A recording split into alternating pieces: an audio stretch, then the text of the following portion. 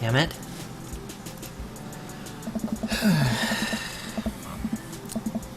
The walls of the store are packed with posters, artwork, stickers, and records. A few people mill around flipping through milk crates of albums. Some indie band is playing through the speakers. It's a nice vibe. So, why do people still buy records? Isn't it kind of outdated at this point? Hey! There's a lot of people who will try to tell you that vinyl sounds warmer or more true to the artist's intent, but really, I think it's just nice to collect records. Hey! It's cool that in this day and age we have just about every song ever created available instantaneously. Ooh, instantaneously on our phones, but there's something about holding an album and getting the CD artwork in your hands that I'll always love. Hey! That's why I try to get as many of the records that I love in physical form as possible. Remember when we were kids and would have to wait around by the radio with a cassette tape so we could record our favorite songs? Hey! It made each listen really special. And mixtapes were even cooler because of how much work they took. Now you just make a playlist. I think the last time someone gave me a real mixtape was in high school. Hey! I've never really handled a record before. I look around the multi-level record store and spot some genres. Futurewave jungle, futurewave, jungle, anarcho-punk, nunsploitation. I have no idea where to even start. Man, this is a little overwhelming. Hey! Here, let me help you find something you might like. If you were a milkshake, what flavor would you be?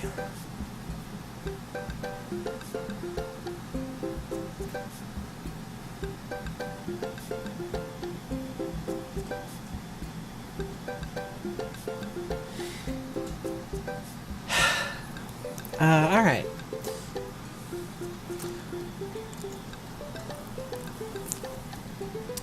Strawberry. If you could only buy one type of candle scent for the rest of your life, what would it be?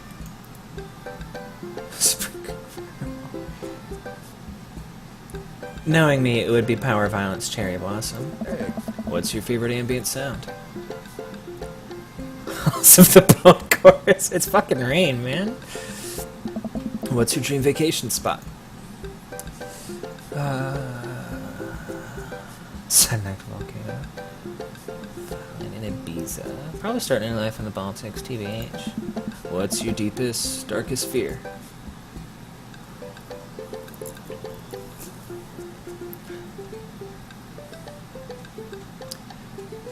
I fear that I don't deserve happiness and won't ever get it. That thinks for a moment. I guess it did. I mean, it did, but for me it got real, on perhaps the question you didn't expect. But I'll leave that for you to figure out. That thinks for a moment. What? Oh, I know just the thing! Hey! Matt runs to the end of the store and returns holding a record behind his back. He shows it to me. This is Trouble Will Find Me by The National. The National have honed their sad guy sound on album after album, and by this point they're all pros about feeling blue. Music is so amazing it'll actually cheer you up. It was not the candle scent. Whoa, dude. Thanks for the recommendation. Hey! You're gonna have a great time with it, promise. Matt and I bring our records to the cash register. A young girl with a septum ring and a buzz cut stands behind the counter with one earbud in. Usual stuff today, Matt? Hey! Just some light pickups. Matt places 3 albums on the counter. Swear I'm Good at This by Diet Sig. Forever by Mystery Skulls. God, Mystery Skulls are really good. And Greatest Hits by Remo Drive. Tight. Hey! Cashier rings Matt up and hands back his albums in a bag. She stares at me suspiciously. He's a nerd. Hey, yeah. That nerd's my buddy Alex. Alex, this beacon of human charm is Molly. I got kicked out of art school for destroying my paintings at the end of every critique. Lovely to meet you. Anyway, Matt, is the open mic night still on? You know it. The Third Wave's gonna do a special acoustic performance. I might see if I can get a few of the girls together. There's an open mic night going on? Hey! Yeah, dude. We do it every month at the Coffee Spoon. Some amazing talent always comes through. Got a flyer for it right here. Hey, yeah. You and Amanda should come by that night. Matt blushes. I mean, I don't know if we should. if you're not doing anything. Will Vacant Veil be playing? Yeah, sounds great. If only. I finished paying for my record and we head out of the store. Man, what a trip down memory lane. I haven't been in a record shop like that since Vans had shag carpeting. Now that you mention it, isn't it strange to think of all those weird little musical memories? What do you mean? Well, I think music's very time and place sort of thing. A song is important to me not only in that I think it sounds good, but where I was and what I was doing when I listened to it. There's music that reminds me of exes, struggling through school, being so poor I didn't know where my next meal was coming from. Oh, All that stuff, and listening to those songs reminds me of those moments in my life.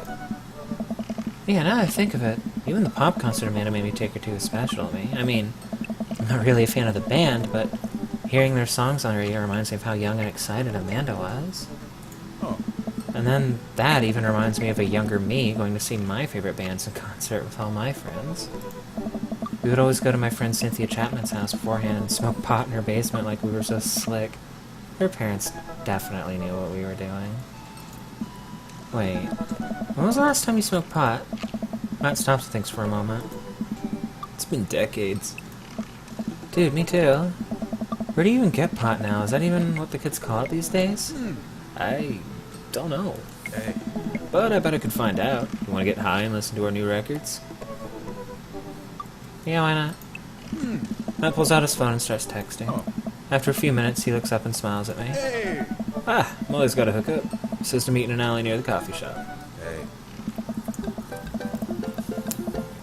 Okay, if it turns out it's the feds, you make a break for it and I'll take the heat. Just promise me that you'll raise Amanda like she was your own. You realize that weed has been legalized in the state, right? I definitely knew that. Hey, But we live in dangerous times. Who knows what lurks in the seedy underbelly of Maple Bay? We could find ourselves on the wrong end of a deal gone bad. Just look out for Amanda. I swear. wait, Oh, here's our guy. Coming around the corner of one of those nasty grease dumpsters, shrouded in darkness, is a lean figure dressed in all black. Excuse me, Mr. Jugman. Surprised, the person almost jumps out of their skin. It's Lucian, Damien's son. Who sent you? huh? We're cool, man. We're cool. Says who? For all I know, you could be with the feds. Actually, weed is Prove you're cool. What? I need to know that you're down or I bolt. Usually a shit destruction.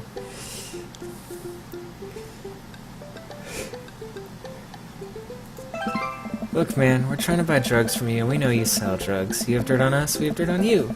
We're in this together now. Look, it's fine, I get it. Buzzcut Molly said you were coming. Right, now that formalities are out of the way, let's make a deal. Alright, how much do you want? One. One what? Hey, Yeah. hey. He means weed, Lucian. Yeah, but how much? One? Oh my god. Look, here, take this and give me $10. Just don't tell my dad. Let's all forget this ever happened. Hey, I won't tell your dad if you don't. Lucian hands me a baggie of something and disappears down the alleyway. I open it and take a deep whiff. Smells like genuine drugs. Yes, sirree. Yes, one weed, please. oh, That went smoothly. Yeah, we should get off of public property before we smoke this. Great idea. Let's head back to my place, yeah? Matt and I walk to our cul-de-sac and stop at a gas station on the way to buy rolling papers and soda. I feel like I'm 16 again. Garment is having a sleepover tonight, so that gives us all the time we need to do drugs. hey. Awesome! Let's do some drugs. Matt pulls one of the records out of his bag and puts it on for us. I plop down on a comfy leather couch and look around his place. There are a bunch of band posters, and his record collection takes up an entire wall. This is a nice place. Yeah, I was just saying. Oh, what a cool collection. Or, what a collection. What a cool place, too. Yeah, I want to live here, too. Been collecting my whole life. It was nice to finally get them all in one place after being on the road for so much of my life. I had to ask my parents to hold on to them for me. Matt sits down next to me and we lay the marijuana drugs out on the coffee table. Do you want to do the honors? Please, it's your house. Hey, If you say so. what? Matt pulls out some rolling papers and sprinkles some of the beatnik tobacco onto a piece. He starts rolling it back and forth and the paper breaks almost immediately, spilling drugs all over the couch. Oh, Never was too good at this. Hey! Matt tries again and is able to successfully roll a nice-looking weed cigarette? He hands me a lighter and the blunt, I think, and I take it. Well, let's open up the nug. Is that a word? Yes. I light the joint and inhale deeply. This is not what I remembered. It's been a while, though. Maybe pot drugs have just gotten more potent since the last time I smoked? I pass the joint to Matt and cough a little bit. Should it sting this much, or am I just a baby? What? Matt takes a hit and his eyes go wide. That's not weed. Oh god. Oh. Did we develop a taste for meth? No, it's... Matt takes another hit and winces. Hey. Yeah, this is oregano. Fucking hell. I sniff the air. Yeah, that would definitely explain why it smells like a pizza place in here. That little punk ripped us off. Hey. Oh well, you can still relax and enjoy the music sober. You know what? You're right. Hey, yeah. We sit and listen to the Diet Sig album that Matt bought, which is catchy as hell. I look around the room again and see photos of Carmencita growing up. I spot a young woman with a huge smile in one of the pictures with the tail. Who's that? Oh, that's Rosa. I don't know if I should. She was Carmencita's mother. She died when Carmencita was young. I'm sorry to hear that. Amanda lost my wife at a young age, too. I can understand how hard that must have been. I look around again, spotting a framed gig poster hanging on the wall. On it, there's an illustration of Matt and Rosa surrounded by flowers. The cursive lettering reads, "Stillness, the dancing." Looks like they played the Soundgarden over a decade ago. Were you two in a band together? Hey. Yeah, that was the reason I was touring so much when I was younger. We traveled the whole country in this rinky-dink little van. It was hard to start, but once we started getting notoriety and seeing how much our songs meant to kids, it was just incredible. Wow, that seems like a life some people only dream of. Hey. It was, and it was difficult at the same time. I couldn't have done it without someone by my side. Rosa and I knew that we couldn't do it forever. Long hours on the road, missing your family, sleeping in the van, all that stuff. Oh, man. So once she became pregnant with Carmencita, we put down roots in our favorite town to play in, right here. Since she was a kid, Rose always had a dream to own a quiet little coffee shop. She died before it opened. I'm so sorry. Don't be. I'm not really sure what to say. I couldn't possibly count the number of times I told people the same thing after my wife died. Hey, dude. Matt gets up to flip the record. Next to the turntable, I notice a dusty piano. Do you play? I'm out of practice. I used to jam on the keys back in the day. Oh yeah? I fronted the hottest 7-piece ska band that Eagle Rock Bay High School had to offer. Hey. No way, you had a ska phase? Phase? Ska never dies. Oh. Except for Ska Means Manifesto, who broke up after the senior talent show to pursue solo careers. Yeah, sounds great. Dude, that's so rad. Matt pulls out the piano bench. Hey. Give me some of that two-tone love. Oh man, let's see if I still got it. Oh. Sit down at the piano. Here's Wonderwall! Today is gonna be the... Stick to your ska roots. Hey, I think I'm doing it. I'm playing ska. Oh. Wait, that was just smoke on the water. Matt, I've forgotten how to play. Deep Purple is always appreciated nonetheless. Alright, buddy, can you top that? I don't know if I should. I shouldn't. Oh, come on. Oh. No, it's been a long time. It's never too late to get back into it. Matt, you just sat through a butchered version of Deep Purple Smoke on the Water. How much worse can it be? Matt stares at the piano for a second. Okay. Okay. Matt closes his eyes and runs his fingers over the keys. He breathes in deep and starts playing a melody. If I didn't know he hadn't played the piano in a long time, I would never have guessed it. Matt plays a soft, sweet tune filled with emotion. Never heard this before. Is this one of his original works? This is so cool. Hey. Matt finishes the song and finally opens his eyes. How was that? That was... amazing. Oh, it's Nothing. Come on, man, that was killer. You gonna pull that out for the open mic night? Hey. Oh, no, I never played those. Well, why not? You're really good. It's just... I just don't do it anymore. I just don't like being up there and alone and having so many people stare at me. It doesn't feel fun anymore. I can sense that Matt's getting uncomfortable at the thought of it. I won't push him any further. Alright, man, but I hope you know how beautiful your music is. Oh. Thanks. Hey. Matt and I sit and listen to more records until it gets late, and I decide that I need to get to bed. Matt walks me into my door. Hey. Let's never tell anyone about the oregano, okay? Deal. Wait, can I tell my doctor? I don't know anything about the health effects of smoking oregano. Hey. I think we'll be fine. Hey. Night, dude. I smile. Night. I walk inside and the house is dark, save for the sliver of light coming from beneath Amanda's door. Ah, I knock lightly on the door and enter Amanda's room. She's sitting at her desk with her camera, editing photos. Hey, Amanda. Amanda swivels around in her chair to face me and slumps down. What smells like a pizza parlor in here? What? Nothing. So, what's up? Dad, I'm hungry. Ah. Wait, no. Hi, hungry. No, I'm Dad. Amanda collapses on the floor. I promised myself I'd never let it come to this. Sorry, kiddo. You set it up. I spike it down. You're a monster. Want some spaghetti? Yes, please. Oh. Amanda and I boil pasta and heat up sauce in a pan. Well, I boil pasta and heat up sauce in a pan while Amanda watches. Despite my best efforts, I'm not able to set it on fire. How was record collecting? It was great. Do you know that Matt used to play in a band? No way. Was he good? I don't know if the band was good, but he played some piano for me tonight and it was amazing. The drama, the tension, the pizzazz. He played piano for you? Dude.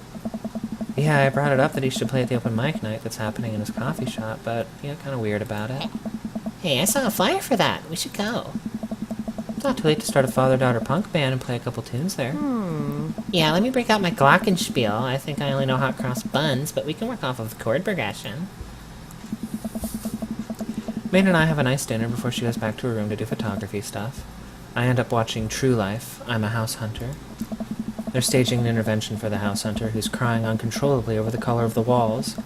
They know they can paint the walls of their house any color they want, right? Matt's song is stuck in my head all night.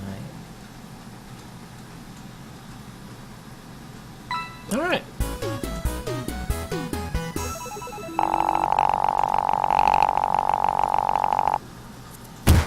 Yeah, man, that was some great stuff up there. Well, it was alright. Welcome. You've got dads.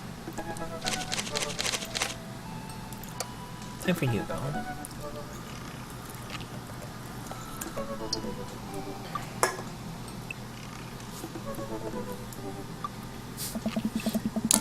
I should take Hugo up on his offer to hang out. I had a lot of fun with him at the aquarium.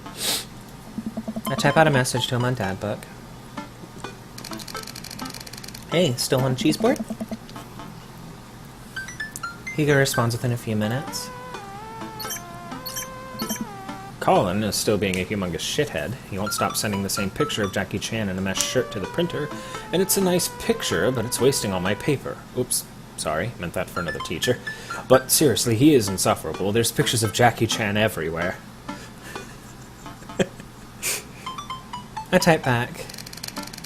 Save a couple for me. My Jackie Chan scrapbook is a little light on content, and I think this would really round it out.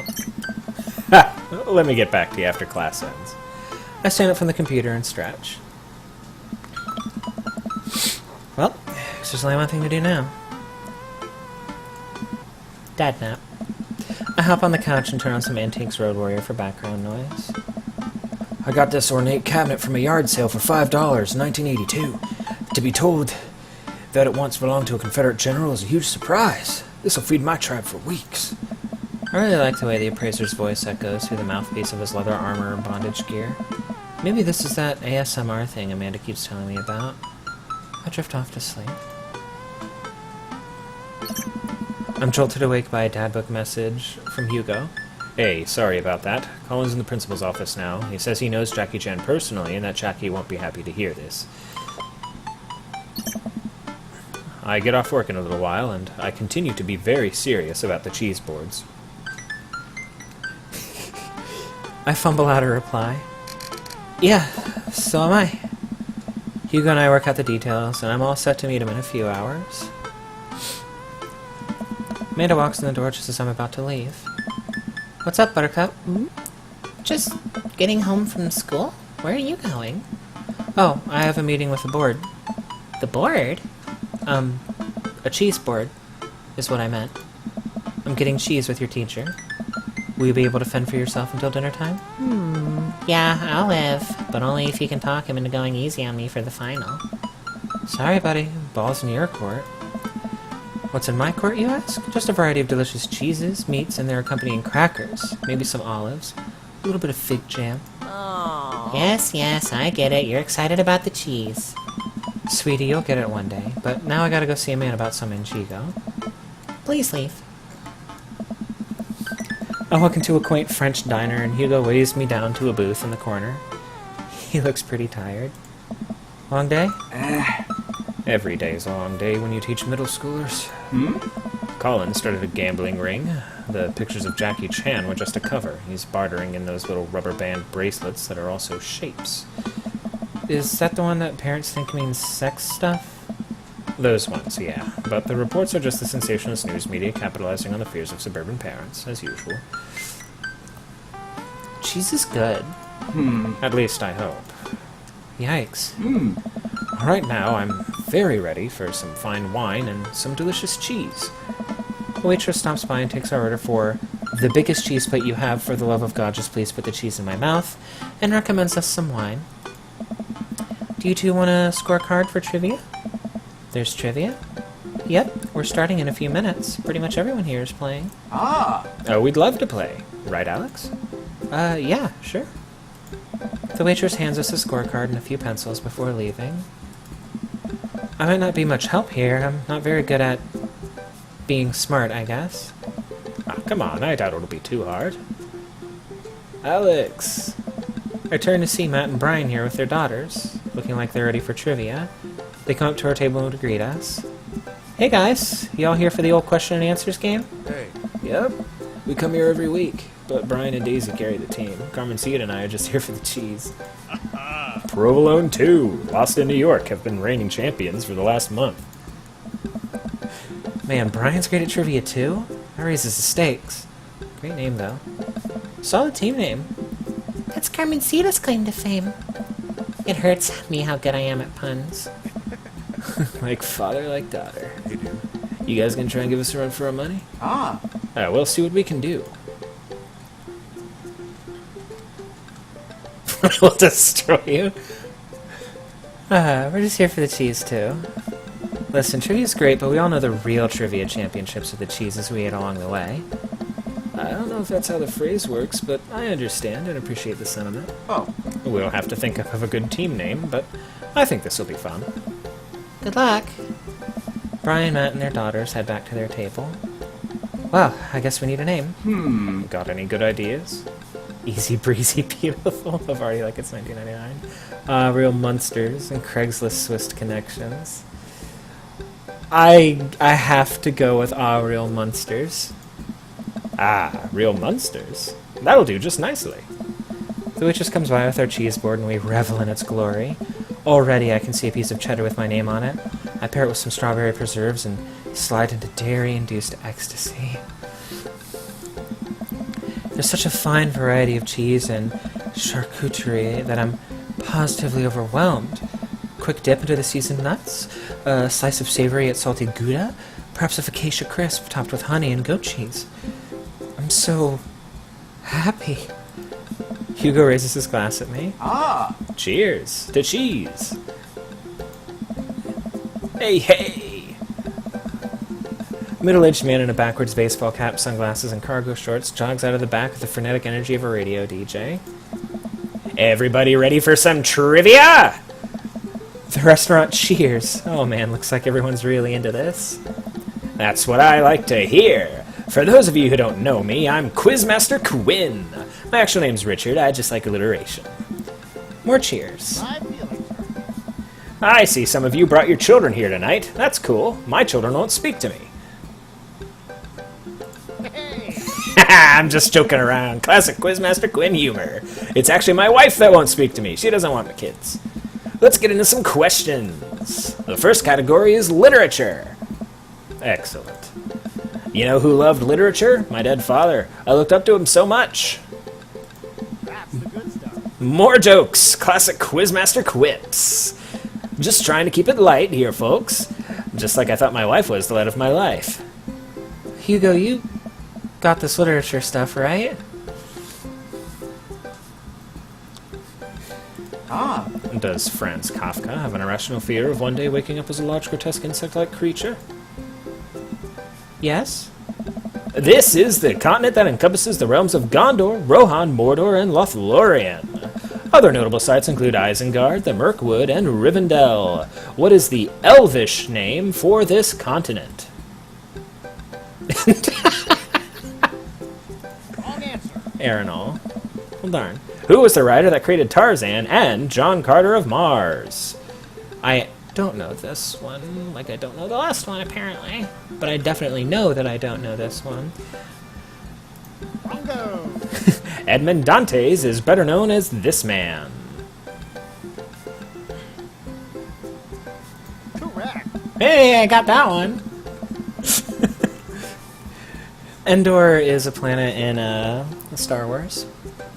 The Quizmaster walks around the room. I think he's doing crowd work. He stops by mine and Hugo's table. Whoa, nice cheese plate you got there.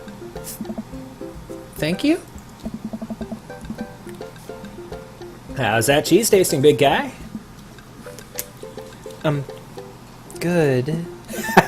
Great! Cheese used to be my favorite food, but I developed a lactose intolerance later in life. I'm sorry to hear that. I also developed clinical depression. Oh, But people don't tell you to just get over your lactose intolerance, right? Nobody's like, have you tried exercising to get rid of your debilitating dairy allergy? Or you just need to choose not to let your throat close up when you eat brie.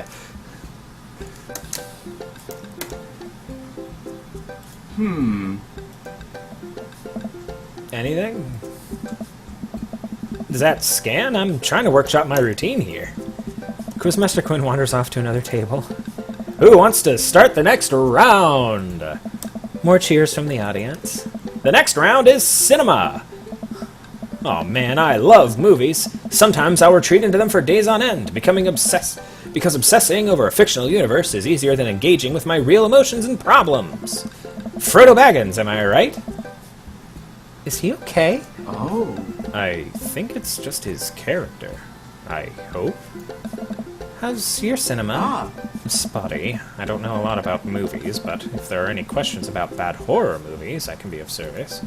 That's an interesting one. ah. It's a bit of a guilty pleasure. In Return of the Jedi, what does Luke ask Leia if she remembers?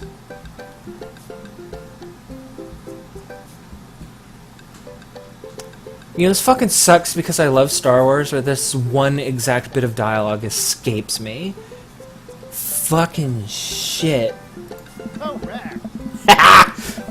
What entertainer makes a fourth wall breaking appearance in the film Gremlins 2? Fuck. Correct. Hulk Hogan, yeah. I remember loving Gremlins too. Which of these 80s horror movies does not feature an Indian burial ground as part of its setting?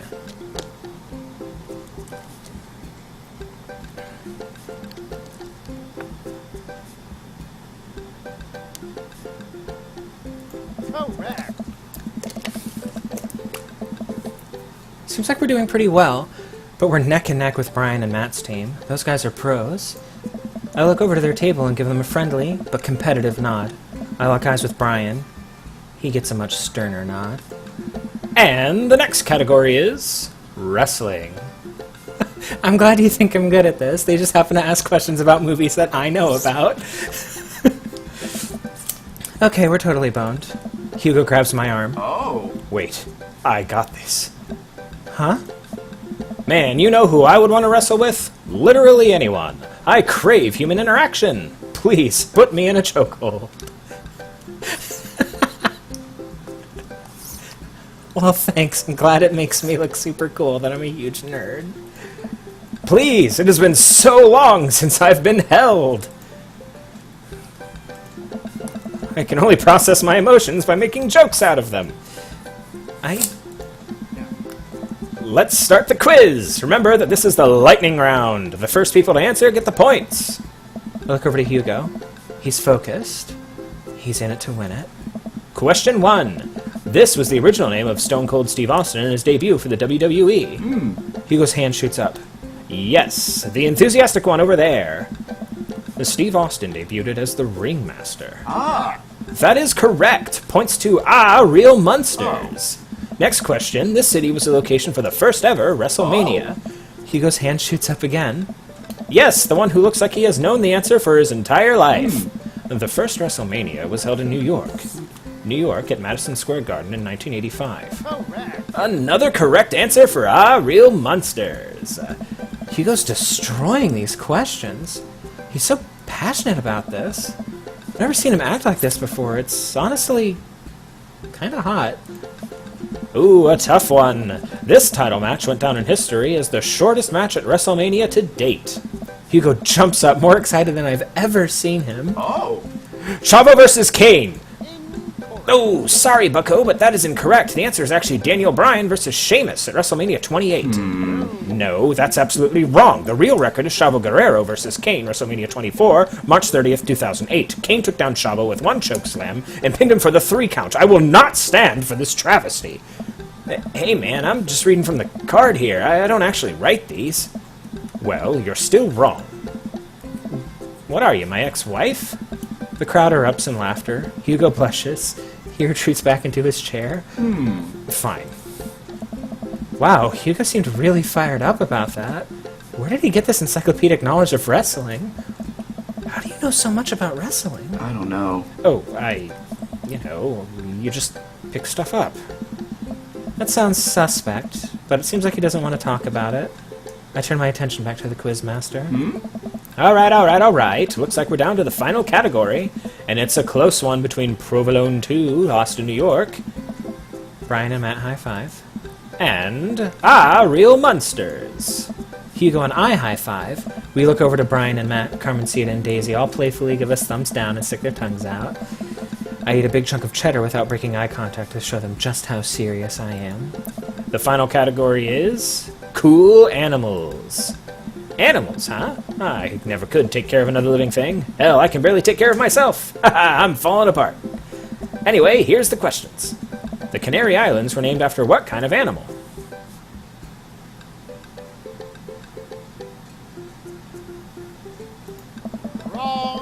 I thought it was a trick question. What is the last animal that appears in the dictionary?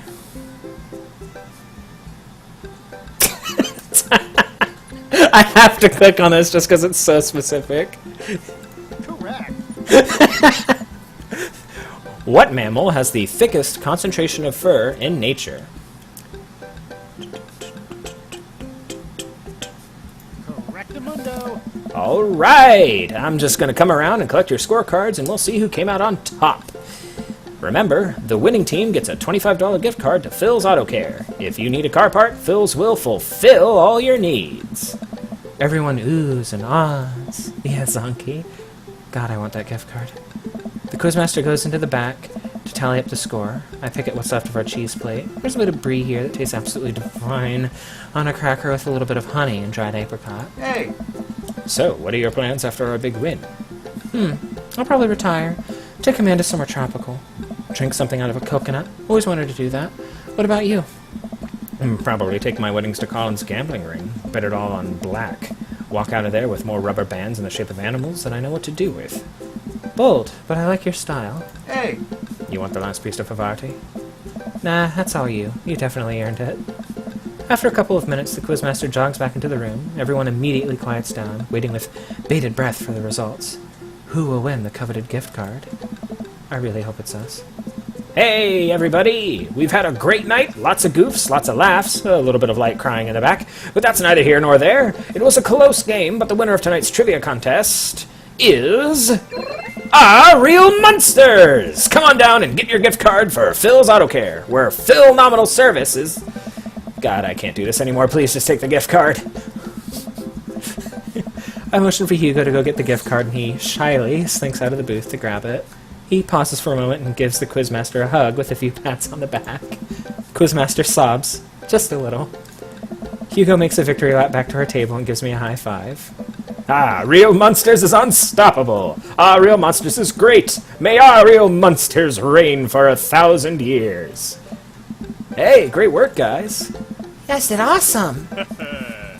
Will we be seeing our Real Monsters again next week? I look over at Hugo, who smiles. Maybe so. We make a pretty good team, huh, Hugo? Oh. Hugo blushes. Hugo and I walk back toward our cul-de-sac, basking in the glow of our win and nursing our cheese-filled bellies. Man, we crushed it in there. Finally, enduring the screams of young children for years on end has paid off. I'll take my half of this gift card and use it to purchase many, many air fresheners for my car, which Ernest refuses to stop vaping in. I think I'll use my half to buy at least 2 tire pressure gauges to place in different parts of my garage. Never know when you're going to need one, and I prefer to have them within arm's reach. A fine plan. Shame about that one wrestling question, though. I'm not kidding. I plan to write a strongly worded letter to whoever employed that man. Come on, there's got to be a story there. What do you mean? You didn't even stop to think. You pulled that wrestling knowledge out like you were there at the ring yourself. Oh, it's just stuff I know. Hugo, I figured you'd be better at lying after dealing with every kid in school for as long as you have. It's embarrassing. You know what's actually embarrassing? Not being able to explain basic algebra to your daughter. You know what's definitely not embarrassing? Knowing stuff about wrestling. Hugo sighs. Alright. If you really want to know, just follow me. Hugo leads me to his house at the edge of the cul-de-sac. We step inside and his house is exactly what I expected it to be. Neat. I wouldn't call this neat. And filled top to bottom with books and art. Oh. Welcome to my home. Sorry it's so messy. His house is actually spotless. I mean, I guess it's clean rather than neat.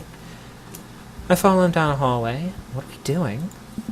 Hugo opens the door and ushers me inside. It's pitch black. He closes the door behind us. Hugo flips a switch, and I finally understand.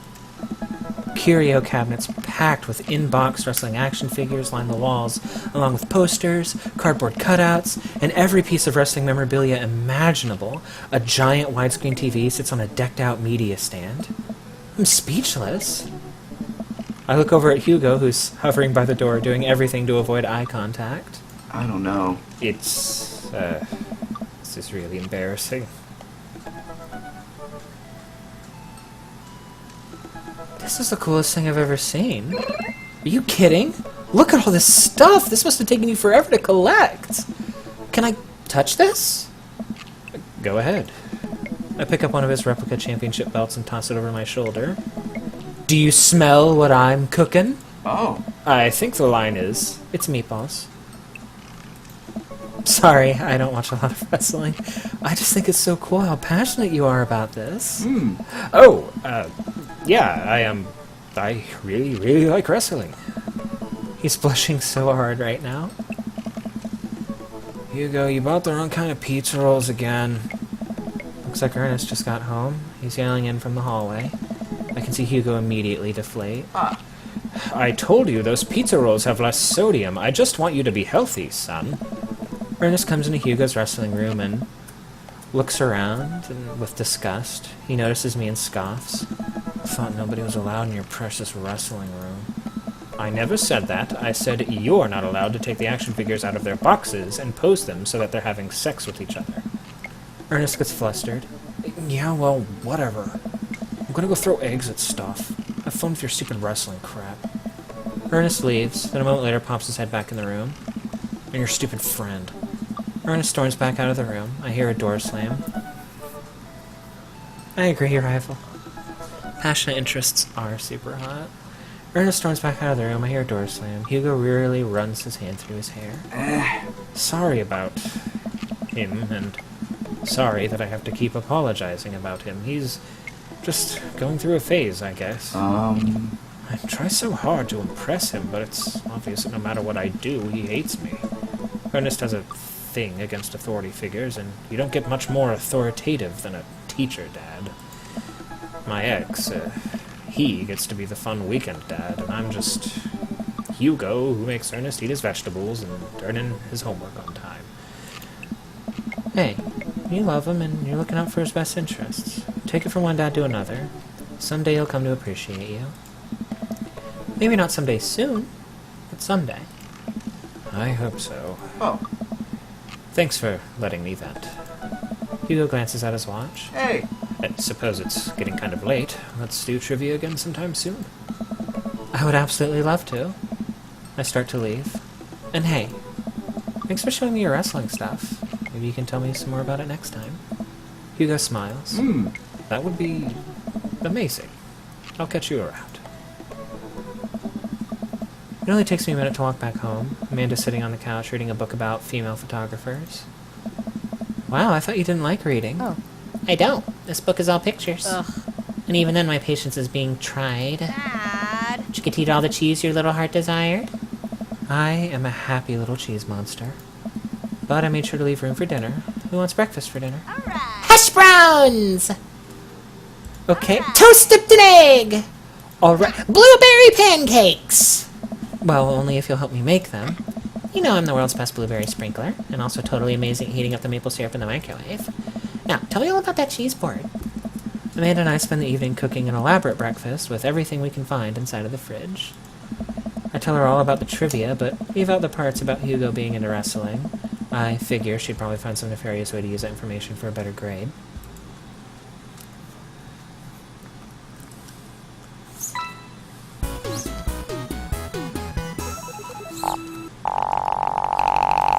Zero Brie. That was Nice. so good you gave me goosebumps. Shut the fuck up! And yeah, that was a great date. You got dads.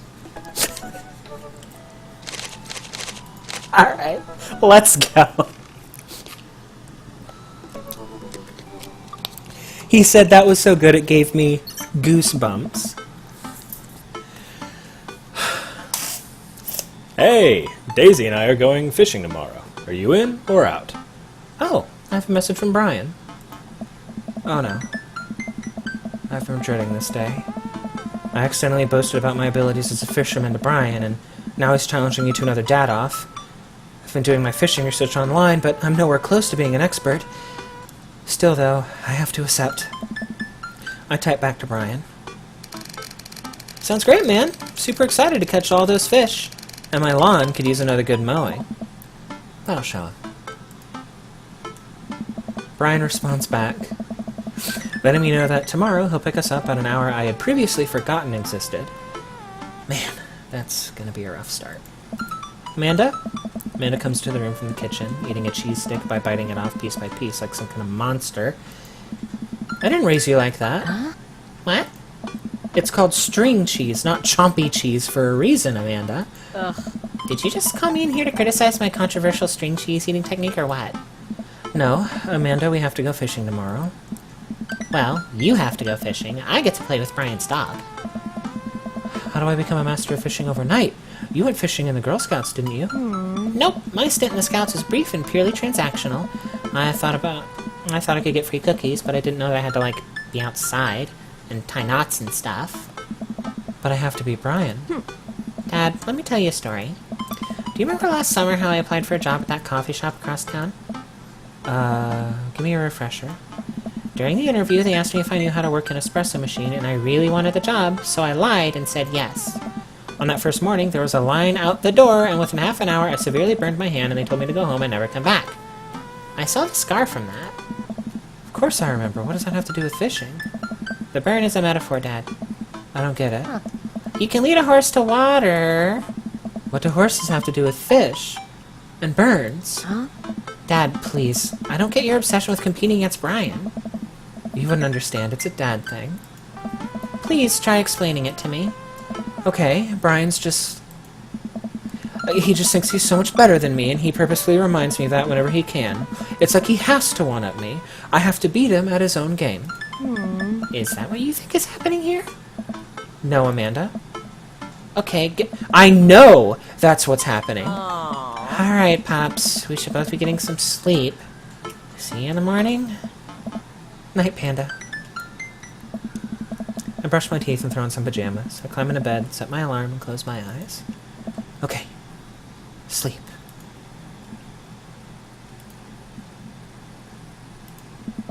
I am wide awake. I can't help but think about the last time I went fishing, hoping that there's something I can glean from it to give me an edge over Brian. I was about 9 years old. My dad woke me up one morning and told me to get dressed and meet him downstairs. It was still dark out. I had no idea what was going on, but before I knew it, we were both alone on a freezing cold lake. I had to sit there for hours while it got hot and muggy, the air thick with bugs. I picked up mosquito bites while my dad sat in stony silence, fishing pole in one hand and a beer in the other. We didn't catch anything. On a long drive home, my father bought me a pack of cigarettes and didn't say a thing. That didn't help, and I think I have some repressed sadness about my father. I'll deal with that later. I'm sitting on a boat in the middle of a body of water. I can't see any land, but I know it's a lake. The water is placid and still. I'm holding a fishing pole. I don't understand why, but it feels like my life depends on catching fish right now. I cast my lure into the water and wait, and wait, and wait. My whole being is filled with hopelessness as I watch the line disappear into the depths below. You used the wrong lure. I look up and see my father, just as he looked that one cold morning, disapproving. I'm panicking now. I pull the lure up and try to grab a different one, but all the lures in my tackle box are the exact same. I look up to my father for guidance, but he's gone. I try casting again, but I can't hold my footing. My boat tips over and I fall into the water. Sinking further and further, I see the multitudes of fish that had been lying just below the surface, all swimming around me as if to taunt me. One fish swims up to me. He has Brian's eyes. You gotta use a neutral buoyancy lure if you're trying to catch trout, buddy. I jolt awake to the sound of my alarm. It's fishing day. That would explain the weird dream. I groggily slip on clothes and get ready. I spot Amanda's door half open and see her still curled up in a mountain of blankets. Walking over to her bed, I give her a tiny kiss on the forehead. Fishing day, kiddo. You ready? No.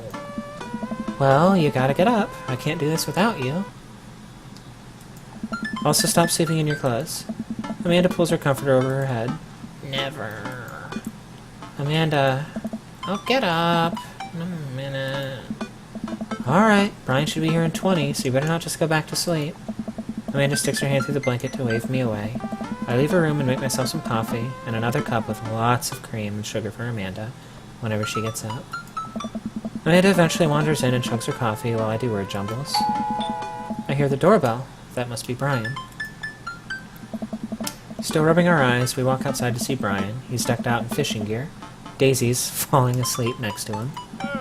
Early bird gets the worm, buddy. You ready to fish? I was born ready. My eyes narrow in on Brian. It's a good day to die. Hop on in, guys. Let's get this fishing party started. I walk over to the driver's side door and open it.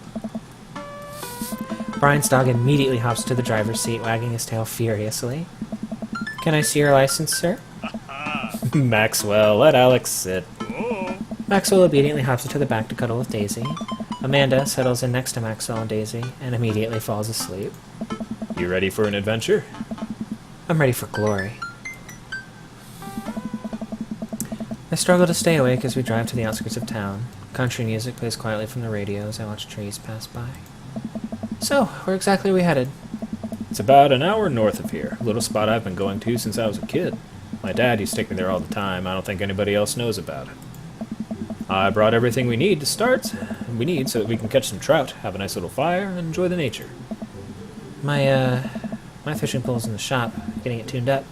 Do you maybe have an extra I could borrow? But of course, it's probably not as nice as it sounds like yours is, though. Right. I'm digging a hole here. I stare at the forest lining the highway. The sun is just barely over the horizon, scattering dusky pink light through the trees. For a split second, I spot a deer grazing on the side of the road before it leaps back into the brush. After a nice, quiet drive, Brian eventually tells me to pull off the highway and onto a dirt road. The car bumps along until we reach a clearing that opens up to a magnificent lake.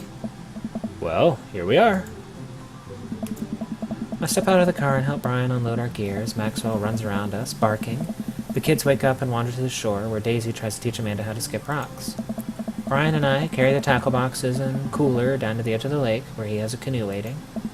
Ah, great, it's still in one piece. Hold on, help me out with Maxwell. I help Brian place a tiny dog-sized life vest on a Maxwell. Alright, your turn. Brian hands me a lime green life vest. Maybe if I fall in, you'll save me. If I fall in, I'm counting on you to rescue me. Suit yourself. Brian turns to Amanda and Daisy, who are still skipping rocks. You kids want to fish? I'm good with just throwing rocks into the water. Amanda hurls a rock into the pond with gusto. Yeah! Take that, water! Amanda, you're supposed to be skipping them. Hey. Is that what we're doing? Daisy, don't you want to fish? I think catching fish is kind of inhumane. We're gonna go explore in the woods and look at bugs and stuff. Alright, be safe. Don't go too far. Brian puts a life vest around himself, and we throw all of our equipment into the canoe. Maxwell happily jumps in and takes his place, looking out over the front of the boat. I get into the canoe as Brian shoves off. We paddle together to get ourselves in the middle of the lake. Most freshwater fish usually feed at dusk and dawn. Oh, sorry. Didn't realize that was him. Most freshwater fish usually feed at dusk and dawn, which is why I had to get you up so early. Yeah, I know. It's pretty common fisherman knowledge, after all. Fisherman knowledge that I'm knowledgeable about. Still a gambling man? You know it. Well, let's see who can catch more fish. You can catch more than one? Sounds easy enough to me. It's on the line. Besides all the fish I'm gonna catch, obviously. I was thinking something a little more high stakes than mowing the lawn. Custody of our children? More than that. Let's say, if I win, I get your weed whacker. The Whackmaster 2000? That's a limited edition! But, if you win, you get my pole saw, the Reach and Cut 3000. The cordless version? That's the one. Shit! The Reach and Cut 3000 is state-of-the-art. My weed whacker's a prized possession, but there are those hard-to-reach branches at the back of the yard that have been begging for a pruning. You're on. We shake on it. I suddenly remember that I don't know how to fish. My foolish, fatherly pride will one day be my undoing. I watch as Brian ties a lure and does some stuff I can't quite follow with his fishing pole. He casts into the lake. This really is a terrible deal. Oh boy. Now I have to do that. I stare down at the tackle box and at the pole in my hand. Stretch before put some bait on the fucking hook. I fish a worm from the styrofoam container Brian brought. It's slippery, but I think I can get it onto the hook if I just focus. Oh god, I'm bleeding. Oh god, the blood's everywhere. The worm is not on the hook. Need some help? No, I meant to do that. The blood attracts the fish. They can smell it up to a mile away, you know. Okay. I think that's sharks. I know, it's definitely fish. Now what? Tie a knot or something. I take my pole and try to tie an elaborate-looking knot to impress Brian. The classic hunter's bend. I learned that one in my youth. Yep, this one isn't coming apart anytime soon. With this knot, I will cast my heavenly line upon the unsuspecting water and deliver unto us a bountiful harvest. I look over to Brian. He doesn't seem to be paying attention. Let's cast this sucker. I pull my rod back and launch the lure as hard as I can. And the lure flies off the line and sails far, far away, landing in the lake with a loud sploosh. Sorry, I judged the wind speed wrong. This cold air drives the pressure down. Go ahead and take my pole. I know it's hard switching to a new pole you're not used to. I'll fix up another lure. Brian hands me his pole with a smile, and I just sit there, feeling like an idiot. Fishing around here is easy. They group up. All you gotta do is line up 3 of the same species and reel it. I need to match 3 of the same species? I can't tell them apart. Match that fish. Well, I do like match 3 games. Now you're fishing. Yeah, now I'm fishing. Match of the day. Nice match. Catch of the day. Catch of the day. Catch of the day. Okay, I have a match here. Catch of the day. Now you're fishing. Now I'm fishing. No, I want... That's the northern pike, a sports fish that isn't great for eating due to its tough scaly hide. Some fishermen hunt them with bow and arrow since their sharp teeth easily cut through fishing line. No, I don't want this one. That's the largemouth bass, a popular sport fish made infamous by the singing Billy the Bass novelty toy and decoration. It's easily confused with the smallmouth bass. Nice match. The fucking slapping sounds. Nice match. Let's see here. We got a match here. Nice match. Nice catch. Nice catch. Match of the day. Match of the day. Now, for the point here. Rainbow trout. Match of the day. Nice catch.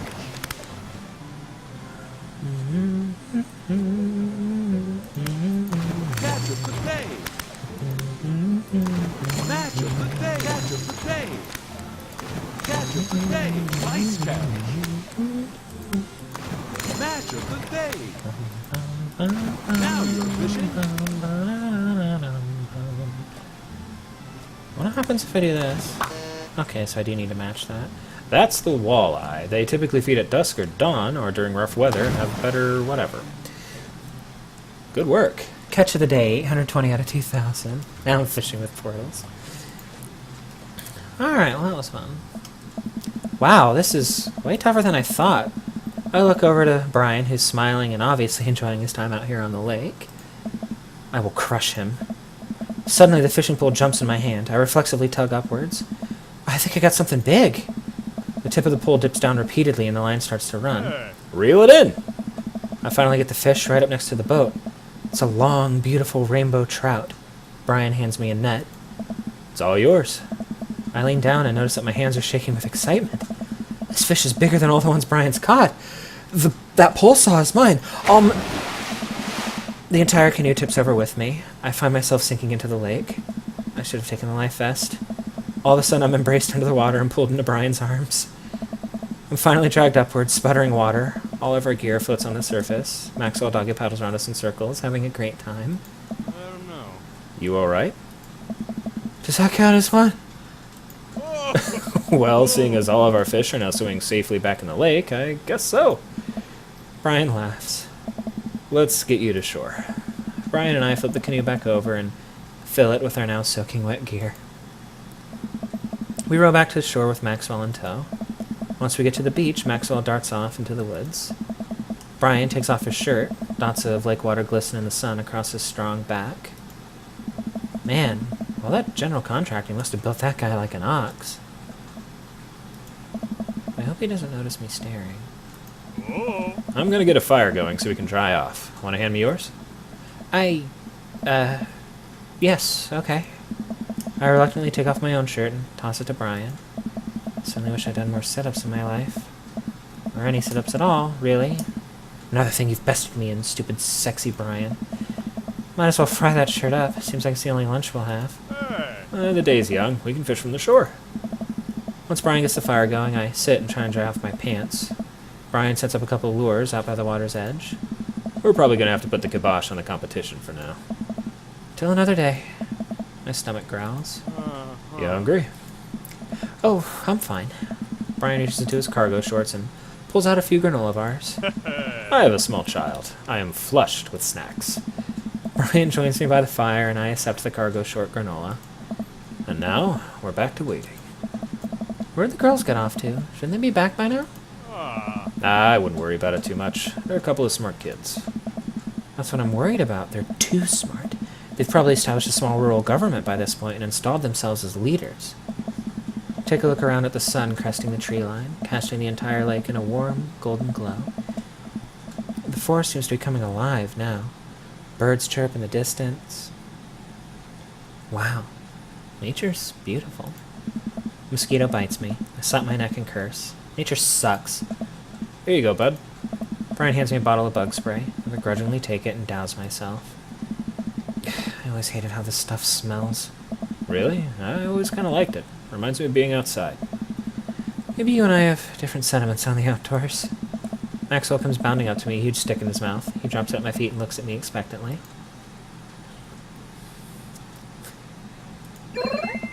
I hurl the stick as hard as I can towards the tree line. Maxwell bolts after it, running as fast as his stubby little legs can carry him. Which, consequently, is not very fast. It is very cute, though. Nice throw, Alex. I turn away so he can't see me blush. Maxwell brings the stick back to me, clearly proud of himself. Good boy, Maxwell. You're a very good and speedy boy. You're the world champ of fetch. It's time for the pets. What's the plan? Scratch behind his ear. I give Maxwell some nice little scratches behind his floppy ears. He responds in kind by licking my face. He really likes you. Be careful, he's gonna try and follow you home if you keep that up. I scratch Maxwell's ears more intensely. I'm gonna steal your dog, Brian. We both laugh, but I'm only kind of kidding. While I'm playing with Maxwell, fish begin routinely pulling on Brian's lines. I watch Brian effortlessly fillet the fish, squeezing a bit of lemon on them and frying them up in a cast iron pan. Before we know it, we have a feast fit for a couple of shirtless dudes. Yeah, Maxwell's a really good dog. Amanda and Daisy emerge from the woods, looking totally unscathed. Whoa, Dad Bod Patrol. I'm gonna have to issue both a citation, demand you both put your shirts on. They're a children present. Brian tosses me my now dry shirt. I pull it over my head, thankful that I will no longer be distracted by Brian and his pecs. Where have you guys been? Studying etymology. What? We were playing with bugs. Expected you guys to be more covered in, like, mud and stuff. Daisy looks offended. What do you take me for, a child? Amanda puts a hand on Daisy's shoulder. Oh. Right. We take a seat around the fire and Brian serves us all generous piles of fish on paper plates. It's absolutely delicious. Why does he have to be good at everything? Fish taste okay? Daisy and Amanda both nod furiously, mouths full of fish. It's incredible. Never had fish this good. Yeah, it's great. Whole Harding family recipe. Why are your pants wet? Well, Amanda, we were out there on the lake and then... And then I accidentally tipped over that boat. Don't worry, all the gear floated to the surface, so we didn't lose anything. Right, Alex? Yeah, that's exactly what happened. I can't believe he just covered for me. Gosh, he even out-humbles me. He's trying to beat me at everything, including my world-famous sense of humility. We finish our fish and end up playing catch with Maxwell for a little while before we decide to head out. After cleaning up camp, we pack up the station wagon and let Maxwell into the back seat. The poor pup falls asleep in a cuddle puddle with Amanda and Daisy. They've had a long day. Been an ordeal today, bud. Let me drive you guys home. I want to prove that I'm the most awake dad on the block, but... yeah, I'm beat. Fine. As we drive away, I take one last look at the lake, disappearing behind us, and smile. I rest my head against the window, and the low rumble of the dirt road beneath us lulls me into a peaceful sleep. Hey, sleepyhead. I open my eyes and realize I had dozed off in the car. Self-consciously, I wipe a bit of drool off my chin. Oh, hey, I was resting my eyes. Just in case we suddenly have to jump in any sort of conflict, so I'm super awake for it, and ready to fight, with my strong arms. It's all good. You earned some rest, buddy. Thanks for coming out with us today. Had a lot of fun with you. Thanks for inviting us. I also had fun, actually. Glad to hear it. Take it easy, yeah? You too. Take it the easiest. Ryan chuckles to himself as he unloads the car. Amanda and I get inside and immediately collapse onto the couch. Long day. Yep. So close to that pull saw. Pull saw? Yeah, Brian and I were competing to see who could catch the most fish and... Ugh! Stop! Why do you care so much? Amanda Panda, just look at the guy. He's so obviously got my number and he's rubbing my face in it. Dad, I love you, but you're kind of dumb sometimes. Dumb, or clearly the superior dad? You know what? I don't have any of the energy required to properly unpack your weird fixation with asserting your masculinity. I'm going to bed. Night. Amanda slides off the couch and face down onto the floor. I'm a tired slug. Amanda, that floor is disgusting. I don't care. Well, night, honey. Night, pups. Alright. Amanda's...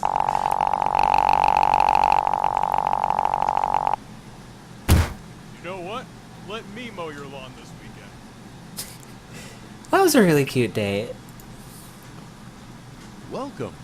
You've got dads. Alright, Joseph. What do you got for me?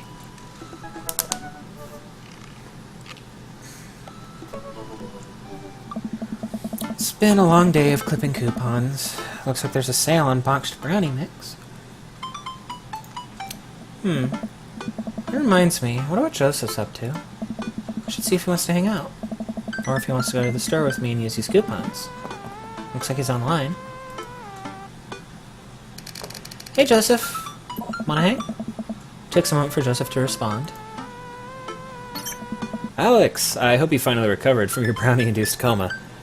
And I know I promised you a fun hang, but tonight I'm actually chaperoning a youth group mixer. Amanda's invited, of course. If you're not doing anything, you should come.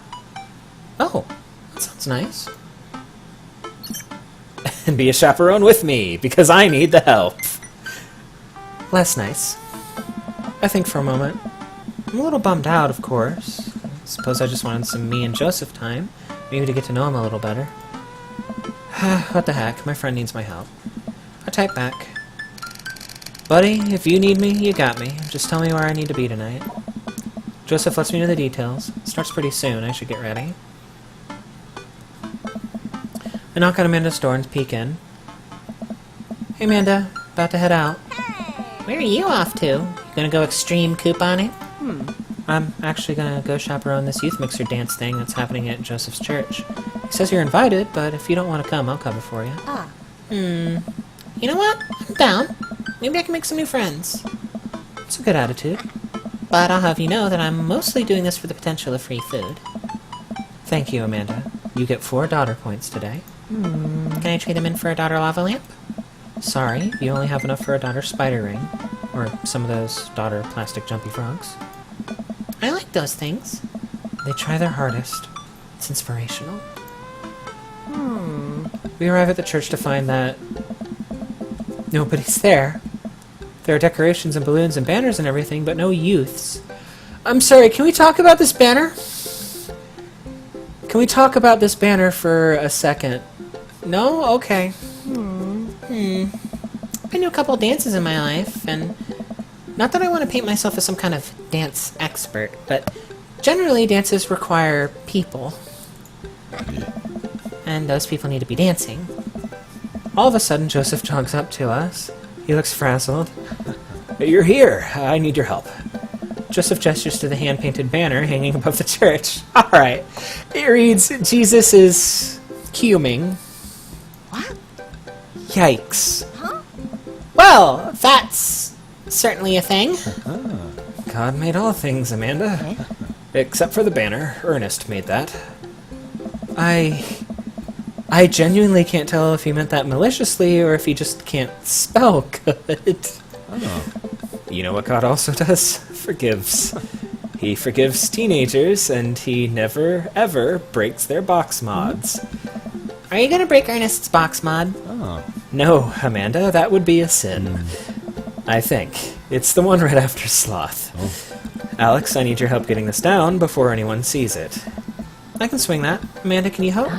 Physical labor, huh? Amanda begins rapidly scanning the mostly empty room, looking for an escape route of her own. I have to go set up the food. The food's already set up. I'm gonna do a final inspection pass on the food to make sure it's up to code. I'm gonna eat your food. Amanda's able to bolt away before myself or Joseph can get another word in. She can really book it when she wants to. Her father was a giant pair of legs. I dated some giant arms once, but it turned out they were alright. You must have been devastated.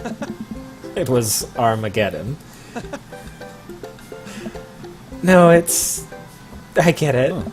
I'll workshop it. There's a gem in there somewhere. I'm really glad you're here, Alex. Are you enjoying my company, or did you just lure me out here for my strong arms and height advantage? Oh. A little of both. It's always something with you, Joseph. Yeah. Something handsome and pious? You're not that pious. Debatable. You just alluded to breaking a child's vape pen. Oh. I would have lost the debate. Oh. You ready to do this? Let's make some magic happen.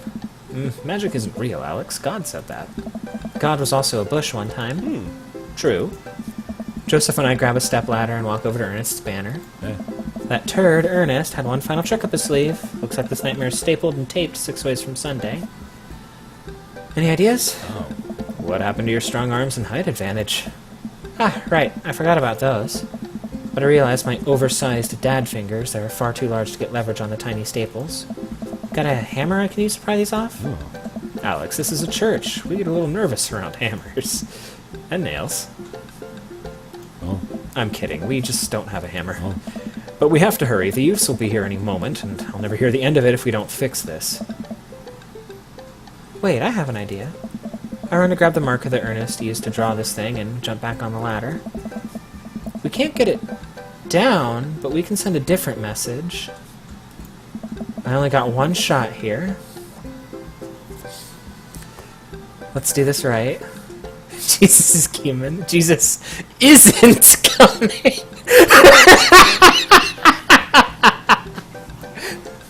Jesus is calming. I'm able to turn the U into an A and add an L somehow. It's a little tight, but it works.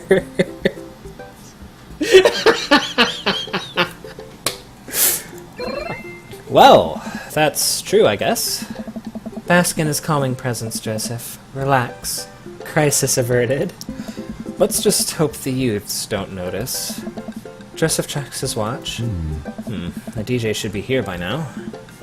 Just then, the doors swing open and a man struts in with his DJing equipment. Lord McDonald! Wait, you're not the usual guy. What happened to Evan? Evan knew exactly when to play the Cupid Shuffle. Hey, I'm not Evan. Evan sold all of his DJ equipment to backpack through Europe, so I'm filling in for him. I do envy him, though. What I would give to drop everything and start over. Ha ha! Wait, it's the sad guy from the trivia place. Are you? Alright. I am so sad. Alright, I'm better than alright. I'm DJ Spin Master Quinn. He sighs heavily. I usually do trivia nights, but I'm moonlighting on the ones and twos to give myself a sense of purpose in life. Is he? Okay.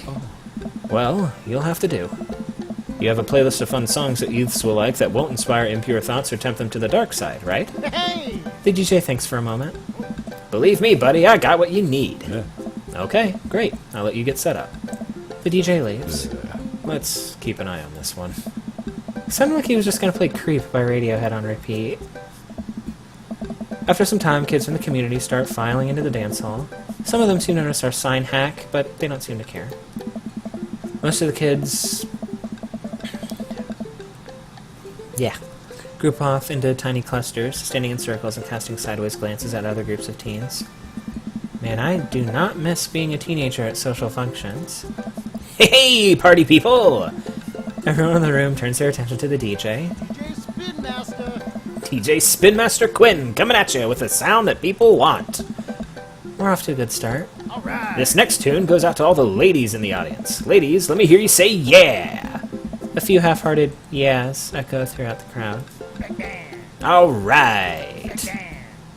He sighs again. I am sad. Man, it's been a heavy couple days. This next one's actually just for my wife, Sandra. I hope we can work things out, my little honeysuckle vine. Now, who wants to listen to Radiohead's Creep? The DJ begins playing Creep by Radiohead. Amanda sidles up to me, pizza in one hand, punch in the other. Creep, huh? Bold choice for a youth group. Let's see where he goes with this. After the song finishes, he plays Creep again. Is the DJ crying? If you watch the kids really closely, you can catch them cringe every time Tom York swears. There they go. Maybe we should do something about this. Joseph runs up to us. He's killing the vibe. They're listening to swears. Sad swears. We have to do something. You guys should try to give them a pep talk. Maybe work them up to Everybody Hurts by Rem, or at the very least, No Rain by Blind Melon. You want to help us cheer him up? Actually, I just saw my friend, Frederico. Frederico? He's from Latin. I didn't know you were taking a Latin class. I'm not... So he's from the country, Latin? Yes, it exists. Don't Google it. You can go, Amanda. It's fine. And she's gone. I am so sad. Joseph and I make our way to the DJ booth where Spin Master Quinn is having a quiet cry. Hey, bud. Hey, my dudes, how's the party jammin'?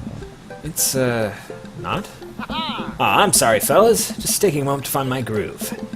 Gotta play the sad tunes to properly appreciate the bangers, right?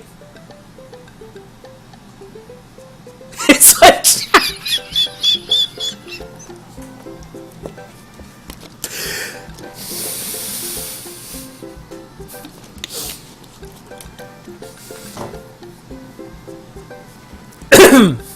That's not how DJing works. Now, stop me if I'm out of line here, since I've never been a DJ and don't have any current plans to become one, but I don't think that's how it works. The kids come out here to have a good time. You gotta cool it on the sadness. Hey, buddy, if it's problems you're having with... Right. Joseph leans in close to me. What was his wife's name again? Sandra. If you're having problems with Sandra, I can help you too. I do counseling. It's my job here, and I'm very good at it. Oh, I don't know.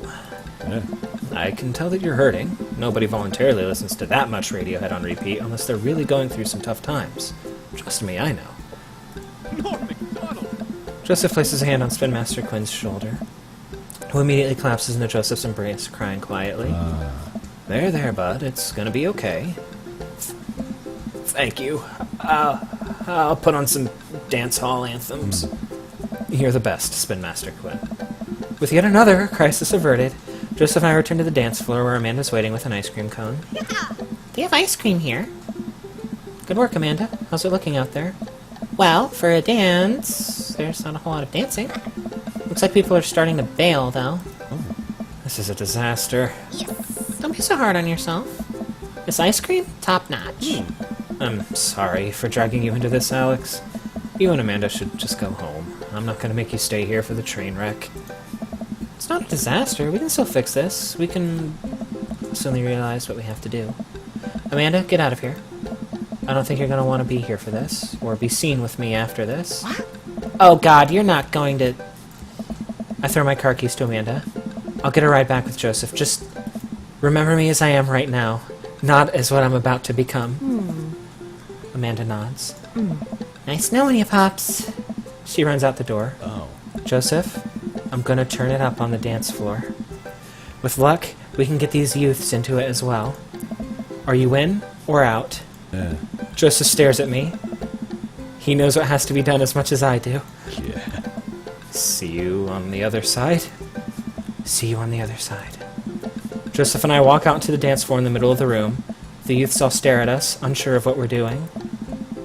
Time to get our groove on. Let's start them off easy and work our way up to the more technical stuff.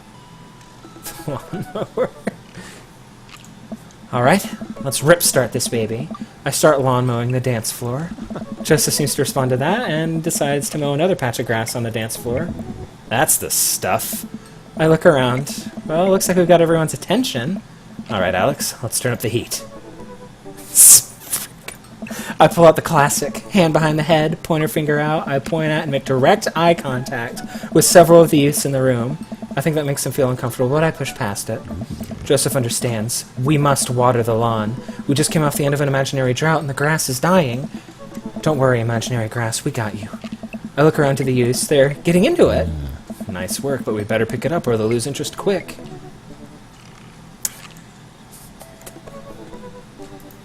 I try to do the hammer slide. Honestly, it's not a bad bit, but the kids don't get too into it. Good effort, buddy, but I think the pan flashed a little too long ago. They're not looking too lively yet, but we can still turn it around. I have to. Twerking is still the thing kids do, right? Lords of Arabia. I gyrate my butt. Oh, this feels bad. This is really rough on my lower back. Several of the kids have their heads in their hands. One kid is filming me with his phone. My career in politics is over. Alright, maybe twerking wasn't the best choice. Alright, time for the big finish.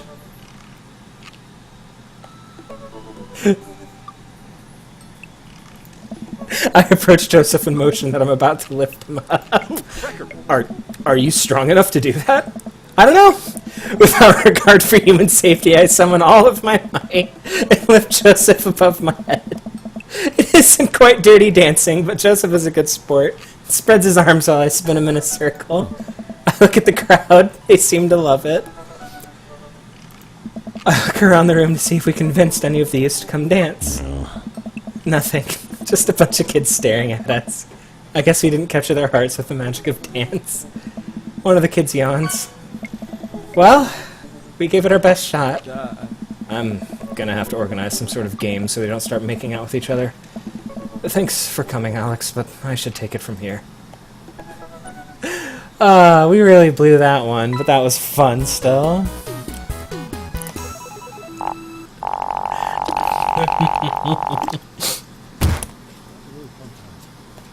It's still gotta be, though, somehow. Oh, wow, alright. It's a beautiful night and the air smells so fresh. So I decide to take the long way home. Casually stroll through the neighborhood, taking in the sights and sounds of a suburban city with a low crime rate and wide walkable sidewalks at night. As I approach the bar, I can hear patrons inside cheering. Oh, I bet the game is on. I wonder if my team is playing tonight. Didn't we already do this? A drop of water hits my head, and now it's lots of drops of water. It's pouring rain. Maybe I should wait this out inside. Order a beer from the bar and settle in. It turns out that my team isn't playing tonight, but I can certainly enjoy the game regardless. The bar is usually crowded, and the feeling of camaraderie over a shared love for the game makes me smile. Sports are nice. I look over to the corner and spot none other than Mary, sitting alone in the corner, nursing a cocktail. Something about her seems different this time. Now that she's by herself, not hanging off some younger guy, she looks so sad. A pang of guilt shoots through me. Does she know? Is this because of me? Am I a homewrecker? I'll say hi. I decide to go say hello. Oh, okay, this is a little different. I think. I decide to go say hello and walk over to her booth. She doesn't look up. The seat taken? She still doesn't look up. I take a seat anyways, and she finally notices me. Ew. Okay, this was maybe not the best idea. Hey. Having fun with your new best friend, Joseph? He's a great... I'm so glad. I'm happy for you two. Mary, I'm not... Hey. I'd never accuse you of anything uncouth, Alex. You're just having an innocent, very platonic time with my husband, a supportive friendship. You're a good friend, aren't you?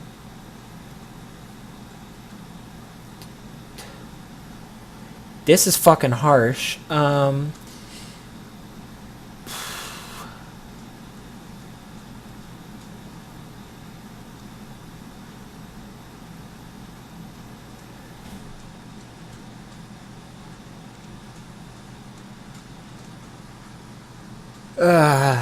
Okay. Gotta get real 2 times in one stream. That's fine, I guess. Yep, just a friend. That's funny. Joseph usually likes his friends to at least have a spine. We can't all be as blunt as you are, Mary. So, you're an expert on my marriage now? I'm not trying to be an expert on your marriage. I'm just trying to be there for my friend, okay? Oh, you're there for him. I see how you look at him. I bet you're there for him a lot.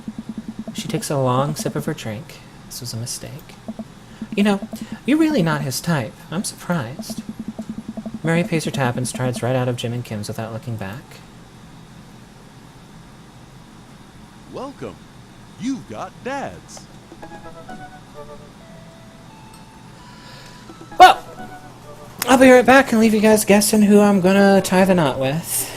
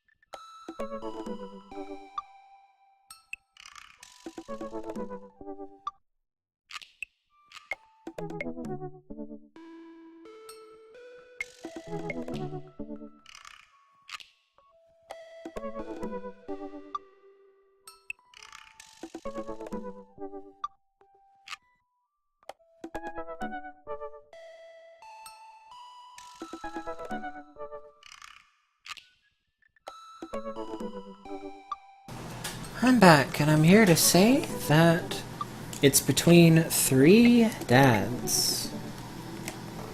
I'll give you a moment to lock in that final guess, or perhaps guess which 3 they are, and then I'll select the last one.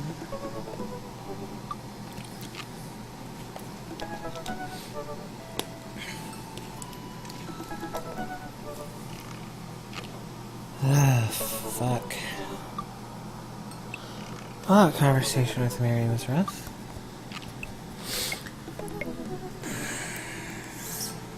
Okay. Looks like we have a few guesses. So I think it's time to decide. Alright. The 3 dads I have been considering, and now that I've gone on second dates with all of them, are Damien, Brian, and Robert. As for which one I decided on, it's Robert. I have a type. You know what they say about 3rd dates? They get pretty serious. You sure this is your dream daddy? I'm sure.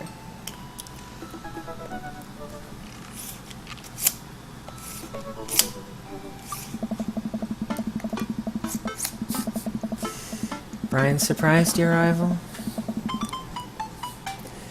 I haven't spoken to Robert since that night we drove out to his thinking spot. He seemed unusually somber then, like more so than the usual amount of somber that Robert is, which is already a lot. I've been thinking about him and hope he's doing okay, but I've been a little reluctant to reach out to him. Curious as to why it surprised you. Alex. Hey, Alex. Guess who's getting their drink on tonight? Take a look at my dad book messages. There's a flurry of them from Robert. Guess. It's you. Also me, but mostly you. Yeah, dude. I typed back to Robert. Robert, buddy. Tonight we ride.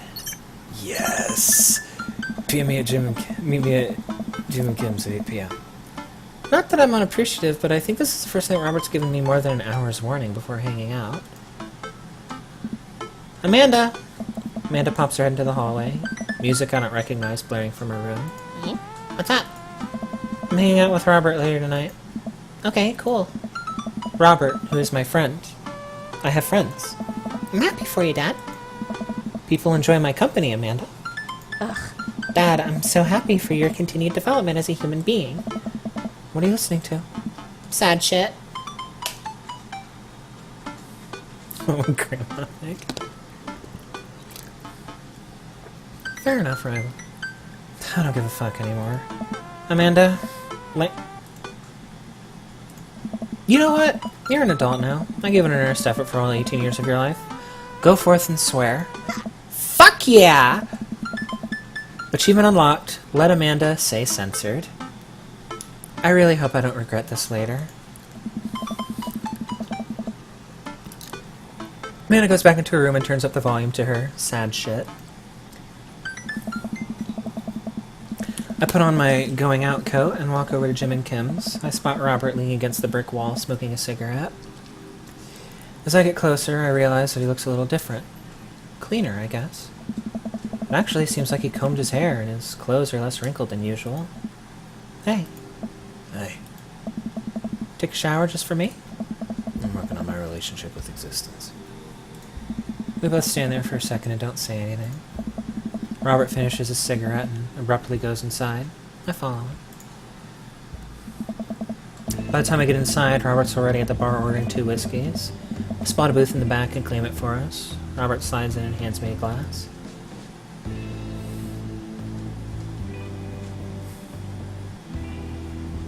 To us. Here's to us, and all the property damage and petty larceny that we may commit tonight. We clink whiskeys, and I watch him sip his, rather than his traditional approach of slamming the whiskey back as quickly as possible. Yeah, it is a good achievement. So what's the plan for tonight? Hit some other bars, maybe grab some pizza. I think that'll kill some time before we go burn down that old abandoned house in the woods. It's definitely not as fun if it's abandoned. Hey. Mary pops over the back of the booth, a glass of wine in her hand. She punches Robert in the shoulder. Where was my phone call? Hey, sorry. Figured you were busy sinking your teeth into some poor sap. I am. He's right here. I look around the booth to see a guy sitting across from her. He waves meekly. Come on. You're replacing me with the new kid? Mary, I could never replace you. Whether I wanted to or not. Mary leaves her booth and slides in next to Robert. The guy she was sitting with looks mildly relieved. She eyes Robert's clean-pressed clothes up and down suspiciously. What, do you got a court date coming up? He'd never convince the jury. He'd never convince the jury. He would have had to shave first. Seriously, though, what's up with you? Robert stares down at his drink, suddenly looking serious. It's Pappy. Doctors say it's cirrhosis of the liver. I told that old bag of bones to quit it with the sauce, but it's all he's ever known, especially since Ma's gone. That's why I invited you out tonight. Just didn't want to be alone. Oh, come on. Alex, don't be an asshole. You know the one thing Robert doesn't joke around about is his pappy. Whoops. They're giving him 2 months. Gotta help him straighten out his affairs. Robert, I'm so sorry. Robert takes a long look at his whiskey, eyeing it in the dim glow of the bar's lights. Look at his life and look at mine. You know, history is just doomed to repeat itself. Oh my god. No, I'm just kidding. He's retired with his new girlfriend in Acapulco. They watch the sunset every night. Probably screw like donkeys. Wait, aren't rabbits the ones who screw a lot? Oh, sorry. I didn't realize you were an expert on which animals screw a lot. Please stop saying the word screw. Robert finishes his drink and slides it away from him. He gets up out of the booth. Me and Alex gonna hit the bricks. You coming with? Mary casts one last glance at the sad sap she's been hunting and downs the rest of her wine within one gulp. Hey. This place is dead anyways. Hey. We exit the bar and find the typically empty street filled with a small crowd of people. At the front is a guy with a really deliberate attitude and bad posture. Carries a lantern that he shines up at his face for dramatic effect. What's going on? Looks like it's one of those walking ghost tours. They do that in this part of town all the time. Always wanted to do one of those. Oh? You know all the stories are fake, right? Pretty much all of my stories are fake. This is research. Ah. Robert makes a beeline towards the back of the group. Turns around when he notices that I'm not following him. Come on, We can't just crash it, can we? don't be such a square, Alex. Just act like you belong. Robert sidles up to the tour group. I reluctantly fall in the step behind him. Well, here goes nothing. Hey, hey! It was in this place in 1964 that the most infamous witch trials were held. To date, we do not know if the people burned at the stake were actually witches, but it is widely reported that their ghosts still haunt this hapless dive bar to this very day. It was actually 1692. All right. What? And the site was over by the coffee shop down by the road. I'm sorry, who are you? Daniel McSturgis, ghost historian. And this is my colleague, Dr.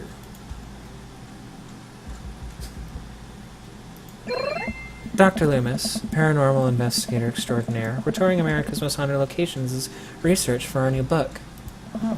May have seen our guest cameo on Paranormal House Hunters Extreme Edition. A couple of people in the group start nodding. Man, Robert's good at this. My feeling. Are you guys part of the group? I don't remember seeing you at the first stop.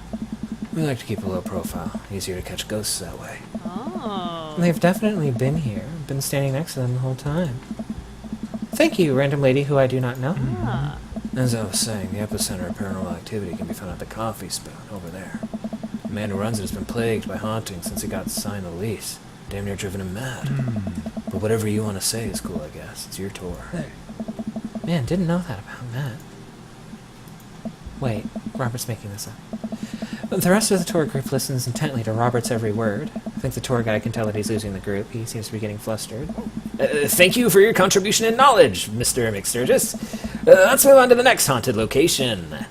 Robert, Mary, and I follow the group down the street. That tour guide's shirt is cool.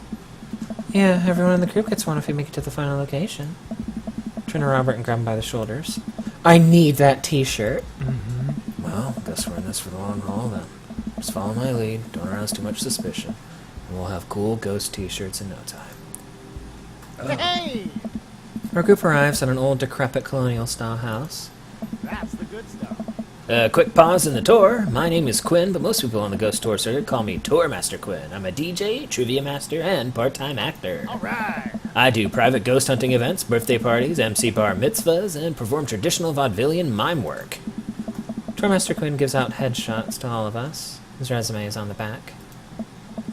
Stage combat experience. Anyway, here's a little bit of history for you all. This was the home of noted American author Dorothy Pembridge, whose prose was wildly popular in the late 19th century. It was in the attic of this very home where she wrote such classics as The Diaries of a Victorian Mistress, Lady Fitzwilliam's Courtship, and The Ghost of Sea Captain Reginald Barclay. She unfortunately died of consumption shortly after the turn of the century, but several people have reported that on some nights you can see a light from the attic, where the ghost of Miss Pembridge continues work on her latest bestseller. I guess you could say that she was consumed by her work. My feelings are. No reaction from the crowd. This guy needs to work on his dad jokes. Actually, consumption is a popular cover-up. A little-known fact is that it was a murder-suicide. I'm pretty sure she died of consumption. Sure. And we definitely didn't hire Stanley Kubrick to elaborately fake the moon landing. That's the watered-down, censored version they teach you in school. But if you can't handle the real story, I understand. It's not for the faint of heart. Can we? I think everyone would much rather hear what this world-renowned ghost historian has to say. Right, everybody? The group murmurs in agreement. This is a topic we cover extensively in our books. Dr. Loomis, would you care to tell this story? All right.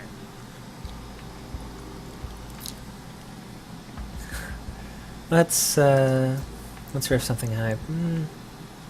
Don't want to do that. It's one of these two, I think. Well, let's riff something highbrow. Yes, though it's rarely covered in traditional textbooks, Dorothy Pembridge was caught in a fierce rivalry with fellow local author Arthur Livingston Price. Arthur's books were blatant ripoffs of Pembridge's work and consistently sold better. Pembridge was enraged by this and confronted Livingston Price at his home with plans to end his life. Their bitter feud surprisingly blossomed into a torrid, passionate affair. After many months of secret courtship, Pembridge followed through with the original plan and poisoned Livingston Price in his sleep. Overcome with unexpected grief, Pembridge polished off the last of the poison and died by her lover's side. All right.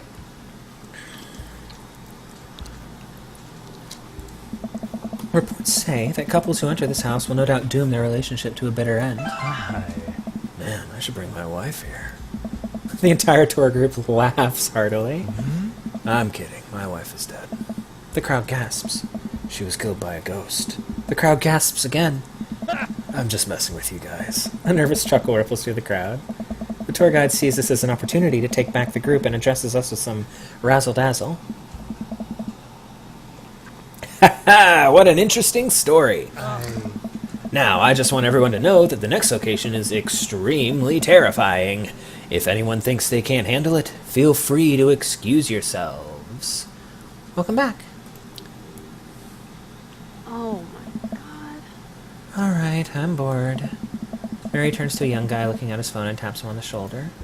Hey, kid. Fancy buying a gal a drink? The guy looks up at her and smiles. Only if the bar's haunted. Honey, I can show you the most haunted place in town. I think I could exorcise your demons, if that's what you're looking for. Hey. Don't write checks you... Don't write checks your dick can't cash, kid. His eyes go wide. Mary salutes me and Robert. She suddenly pulls me into a hug and murmurs into my ear. When you don't rob for as long as I have, you know when something's wrong. Keep an eye on him for me tonight, okay?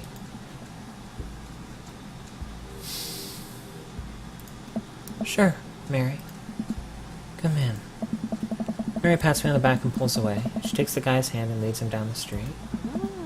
Take it sleazy, fellas. God help that poor soul. Mary or the kid? Both. Hey. Our last stop. This burial ground is such a hotbed of horrifying paranormal activity that I'm not even sure where to begin. There's the wailing ghost of the wharfman, the vampire of Maple Bay, the children of the moonlight. What about the Dover ghost? By this point, the tour guide is clearly irritated with us. I am. What about it? Oh, nothing. I just think it would be a crime to come all the way out to the cemetery, the actual origin of one of New England's most notorious paranormal entities, and not even mention the infamous Dover ghost. That's not a real thing. That is absolutely not a real thing. I think someone needs to brush up on their paranormal history. I know tons about paranormal history. I know every ghost story in this area. I can guarantee there's one you don't know. Robert looks over at me and smiles. Do you folks care to hear the tale of how Loomis and I met? No. The entire group shushes the tour guide. I'm so sad. Okay, fine. Tell the story. Well, It was a dark and stormy night. I wasn't always a paranormal investigator. Way back when, I was just a Hey. carnival barker, traveling grifter, moving from town to town, always looking for my next mark.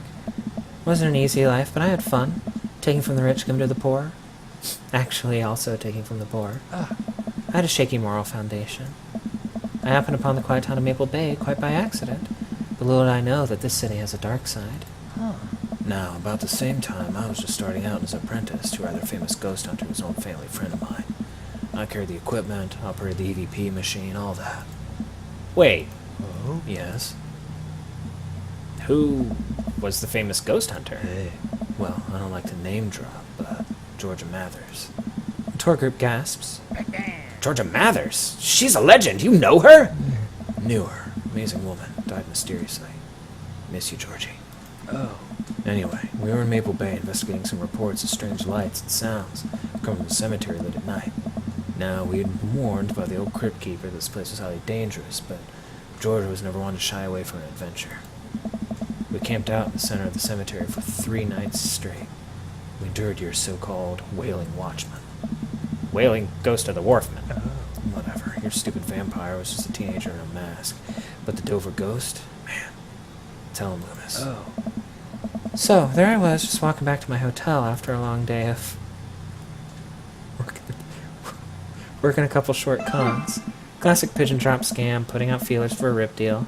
Was gonna steal a baby, probably. Would have made me rich. Found myself walking past this very cemetery. Now, I was never a very superstitious man, but something seemed off. I could hear some sort of common commotion happening deep within the graveyard, and I felt compelled to investigate. And thank God you did. George and I were conducting a seance in the mausoleum. At first, things were pretty normal. But after about an hour, everything went south. Playing back the EVP meter, we were able to hear a single word. Run. The air suddenly went cold. Something was very, very wrong. I just knew we weren't alone. We started to hear this faint, distant scraping noise, like something being dragged across the ground. It got louder and louder until it was deafening. Some kind of demented howl. And I felt it. Someone, something grabbing my ankle. Robert has the whole crowd hook, line, and sinker. You can hear a pin drop. I've only cried twice in my life. Once was at the birth of my daughter. The other was when that thing started dragging me. I wasn't sure where it was taking me, but I knew it was no place I wanted to go. I was sure I was going to die. The moment I crossed the gate to the cemetery, I heard this god-awful screeching. Ran to the mausoleum just in time to see a man being pulled across the floor by... God, to this day, the mere thought of it ties my stomach into knots. It looked like a man, but like... I glanced at Robert. Like someone who didn't know what a man was supposed to look like tried to put one together. The arms were too long, its eyes glowed red. It was like a walking shadow. What'd I do? What any good person would do. I lunged for... What was his fake name again? Fuck! What was his fake name again? Shit! Oh no! Shit. Oh, I actually don't want to screw this up. I'm gonna look it up. I'm looking this shit up right now. Like, because this is something I should remember.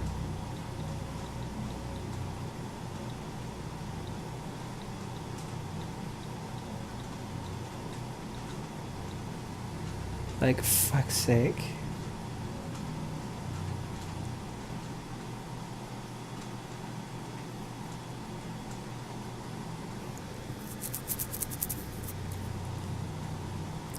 Okay.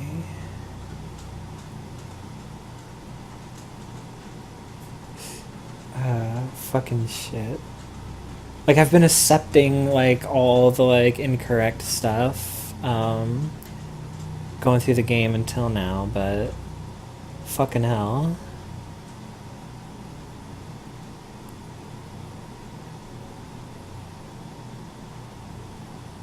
I wanna get this right.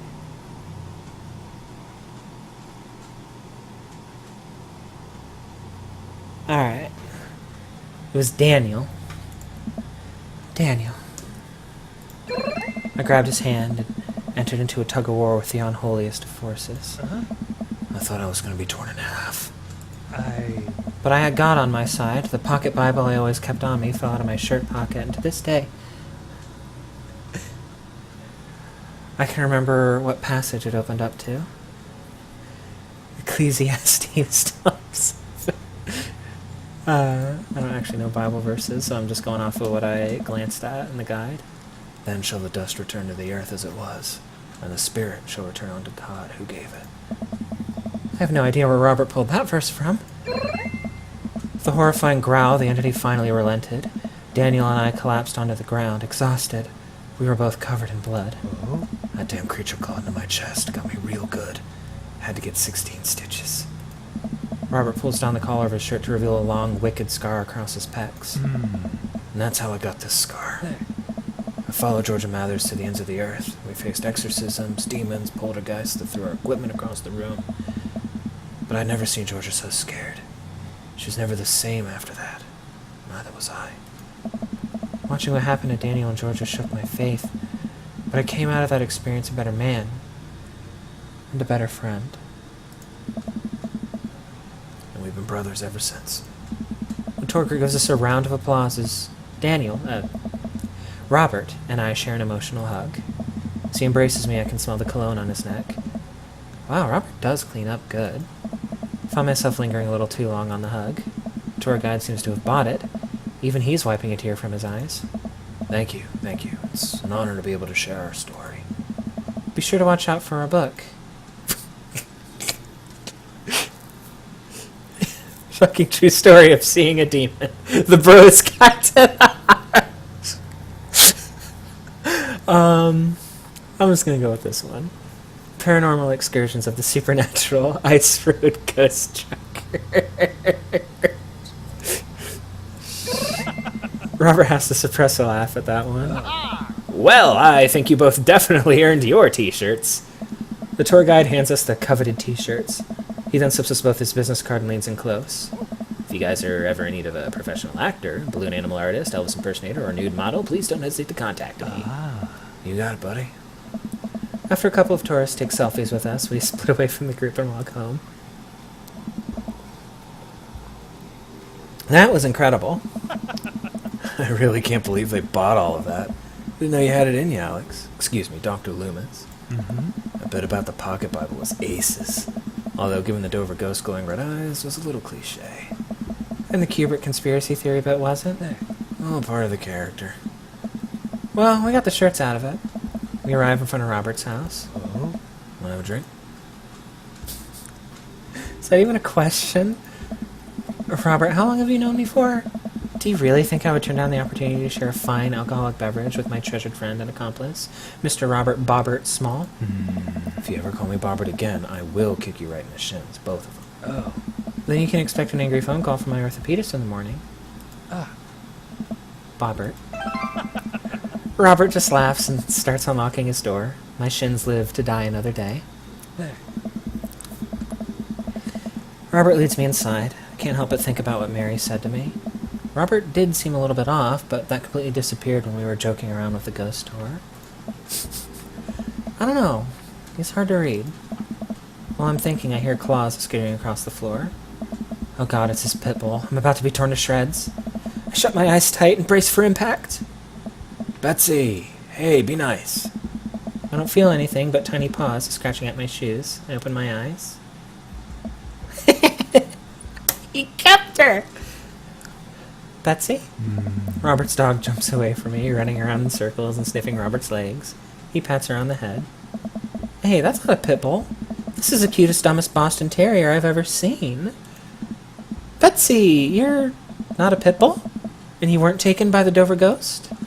Betsy's made of tougher stuff than that, ain't you, girl? Betsy rolls over for some well-deserved belly rubs. I just keep a picture of a large pit bull in my wallet in case of emergencies. Comedic emergencies. We make our way to Robert's living room. For a quiet man with arguably the oldest pickup truck that can be legally driven, this place is amazing. There are sleek, modern appliances throughout the room with a big flat-screen TV mounted on the wall. He has shelves upon shelves of DVDs. Guess he wasn't lying about being really into cinema. Pours us both glasses of whiskey from a well-stocked bar in the corner while Betsy curls up on a pile of cushions. So, how did you really get that scar? And don't tell me you got it fishing for Alaskan king crabs in the Bering Sea or something. You trained me too well. Robert laughs and takes a sip of his drink. My daughter and I were riding our bikes. I hit a rock, flew over the handlebars, and we went to the hospital. That's it. Hey, not a very interesting story. I've never heard you talk about your daughter. Well, I have one. Oh? That's her. Points out a picture on the wall of a very serious little girl with dark eyes. Yeah, that's definitely Robert's daughter. How old is she? 25? 26? Not too sure. Does she live around here? No, Val lives back home in Brooklyn. Works at some new media online magazine thing. Makes buckets, though. He suddenly seems really serious. I probably shouldn't press him about it. Hey, you like Santana?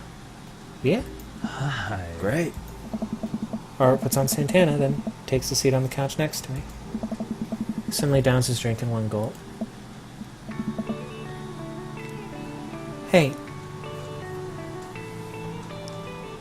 You alright? Robert leans in and kisses me. Taste of whiskey burning my lips.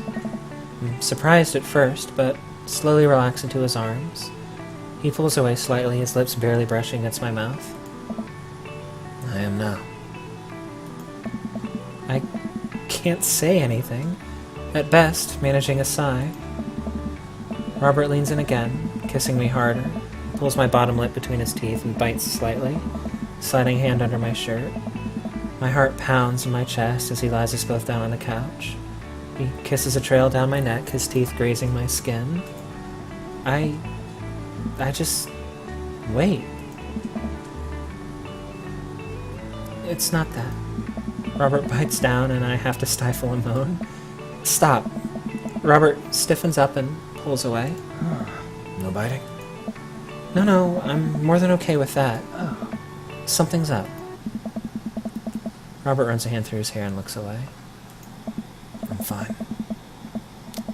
Just been kind of stressed out. Tired.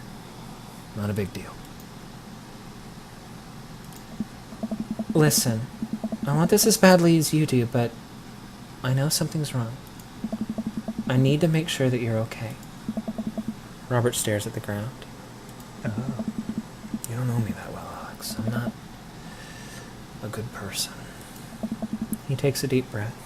I spent my whole life only taking and taking and taking, and now here I am, an old broken man sitting on top of a pile of everything I've ever taken. Alone. But I want to know you. You don't have to keep hiding behind fake stories and acting like you don't have feelings. It's... He sighs heavily. It's Val. She's visiting tomorrow. She wants to patch things up. Are you... I'm sorry, but is this a bit? No. When was the last time you saw her? 3, 4, I think. Months? Years. I sit up straight. Jesus, Robert. What happened between you two? I don't want to talk about it. Robert and I sit in silence, neither of us wanting to look at each other, both of us unsure of what to do next. Fine. Things were already bad between us. I cared about her, I always did. Things just got in the way.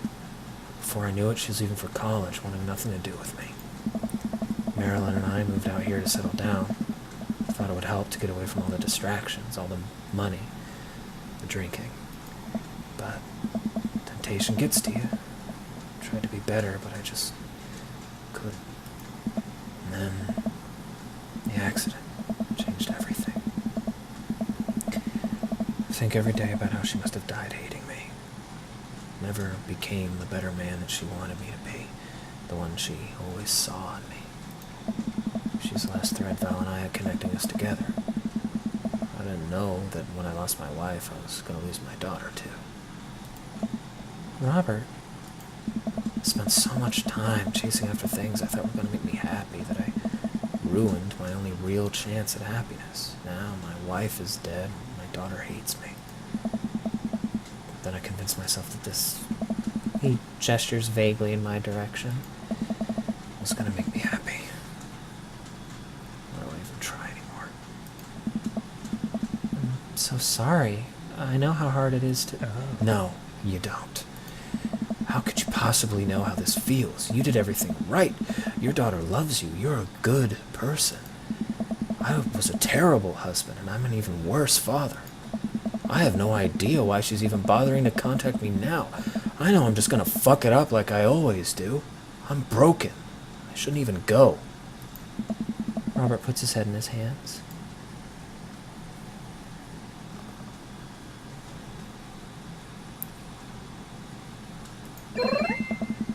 Nothing's going to change until you do. Robert pauses. He looks at me. There are a lot of things in my life that I regret, that I wish I could take back or do over. It hurts so much to know that I can't. But what I can do, and what you have the privilege of doing tomorrow morning, is to wake up and try to be a better person than you were the day before.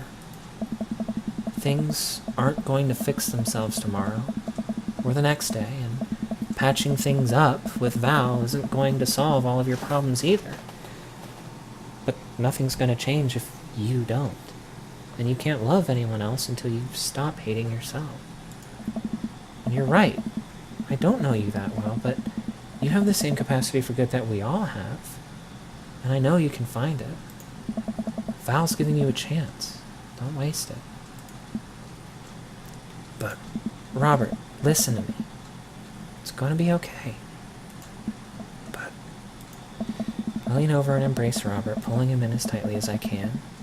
He buries his head into my shoulder, hugging me back. It's gonna be okay. Place a hand on the back of his head and stroke his hair. He shudders and sobs, and I realize that he's crying. Thank you. We stay there for a while, holding each other. We both eventually drift off to sleep.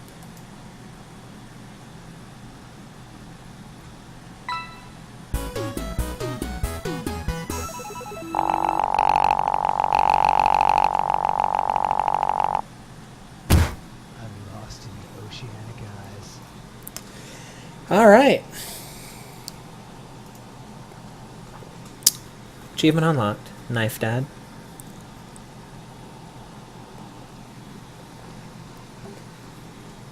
I think it's time to wrap this up. I think I have everything finally set up. Amanda should be here any minute now. I think that's her car in the driveway. Okay, gotta act natural. Be cool, Alex, be cool. Amanda walks through the door with a suspicious look on her face. Hey, Dad. Off to a good start. Something fishy? Rats. Sorry, sweetie, it's the feds. That life of crime is finally catching up to you. I tried to send him in a different direction, but even I'm no match for the power and funding of the U.S. government. Well, if they think they're gonna take me alive, they got another thing coming. I'm kidding.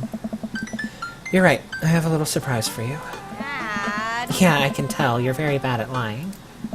Amanda, my dear, would you care to join me in the kitchen? Father, it would fill my heart with glee. I lead Amanda over to the kitchen table where a present lies covered under a tablecloth. It's nothing special, but I wanted to get you a little something. Graduated high school last week, and I know you told me not to make a big deal about it, but... Aw, Dad, you... I dramatically whip the cloth off of the table. Amanda's jaw drops. No way! I figure you probably won't be able to get cable in the dorm, so I thought it might be nice to take a piece of home with you. A DVD box set of Long Haul Paranormal Ice Road Ghost Truckers? This is all 19 seasons! And bonus material, including commentary with actual ghosts featured on the show. Dad, I love this. Thank you. She gives me a big hug. I'm glad you like it. Hey, you want to hang out with me in the backyard for a bit? Toss the old pigskin or something? Totally. Follow Amanda to the back door. What? You told me not to make a big deal, but you seem to have forgotten that my entire mission in life is to make a big deal out of your accomplishments. So, consider this your graduation party. Surprise! Dad, everyone's here. Well, yeah, everyone wanted to come and support you. Is that a mac and cheese bar? Sure is. Fully customizable down to the type of mac. God, that sounds so good. And there's an ice cream cake. The good kind with crunchies in the middle. I don't know what to say. Don't say anything. Just go have fun with your pals, alright? I'm so proud of you, Amanda. Amanda smiles and runs to her friends. I should make the rounds and make sure everyone's having a good time. But first, mac and cheese. God, I do want to go to a mac and cheese bar. Fucking take me out, fam. Alex, my dude! Pablo, how's the shirt business going? My bud, I got men's shirts, I got women's shirts, I got tank tops in a variety of sizes, shapes, and colors. Each one of them fine quality, screen printed with a logo and visage of a world-renowned witch house outfit, Vacant Veil. Purchasable at most respectable retailers. But more specifically, out of the trunk of my car. I'm also selling my mom's world-famous homemade apple butter. Never stop hustling, Pablo. Baby, you got it. I walk over to Mary, who's having a lively conversation with Amanda. Listen, kid, you're gonna need some real-life skills out there if you're gonna make it out on the streets. I'm going to college. Same thing. Look, I know you're not old enough to drink. Right. And I know you're smart enough not to drink until you're of legal age. Uh-huh. But hypothetically, if you were to drink, it'd behoove you to drink a glass of water between rounds. Got it. Hypothetically. And if you wake up with a headache, all you gotta do is... Take a jar of pickles and drink the pickle juice. You're gonna be fine. What's going on here? Girl talk. Mary turns back to Amanda. Now, let me tell you about how to deal with a bad roommate. First thing to know, you get straight A's if they die during the semester. Mary, relax, it's a myth. Supposedly. Against my better judgment, I leave them be. Don't think I recognize that girl by the snack table. Should go say hello. Hi, I don't think we've met. Oh, we've met years ago. And I'm here for my revenge. You're Robert's kid, aren't you? Spot on. I guess that makes you Alex, huh? Yeah, it's nice to meet you. Glad Robert brought you along. He promised there would be free food, so that's kind of hard to pass up. And... Look, I don't know you, but can I get real with you for a sec? My old man's a real closed book, you know? Me and him, we got a long way to go. You don't erase decades of neglect in a week. But you sure can get tired of staying angry about it. Yeah, she's gorgeous. That kind of bitterness poisons you, I think. I'm too young for that. Anyway, lately he's been better. A lot better. And between him shaving for once and how much he talks about you, I get the feeling you have something to do with it. So, thanks. Robert means a lot to me. I'm glad he's getting better. Just keep an eye on him while I'm not around, okay? Or else. What? I'm kidding. Or am I? I don't know why I'm like this. I think it runs in the family. Amanda trots up to the conversation. Hey, I love your necklace. And your hair. And just... Geez, your whole vibe is cool. Thanks. I like your jacket. My girlfriend collects pins, too. Oh, this is my daughter, Amanda. Amanda, this is Robert's daughter, Val. Nice meeting you. I heard you're a photographer. Aspiring photographer. I'm going to school for it. You take pictures?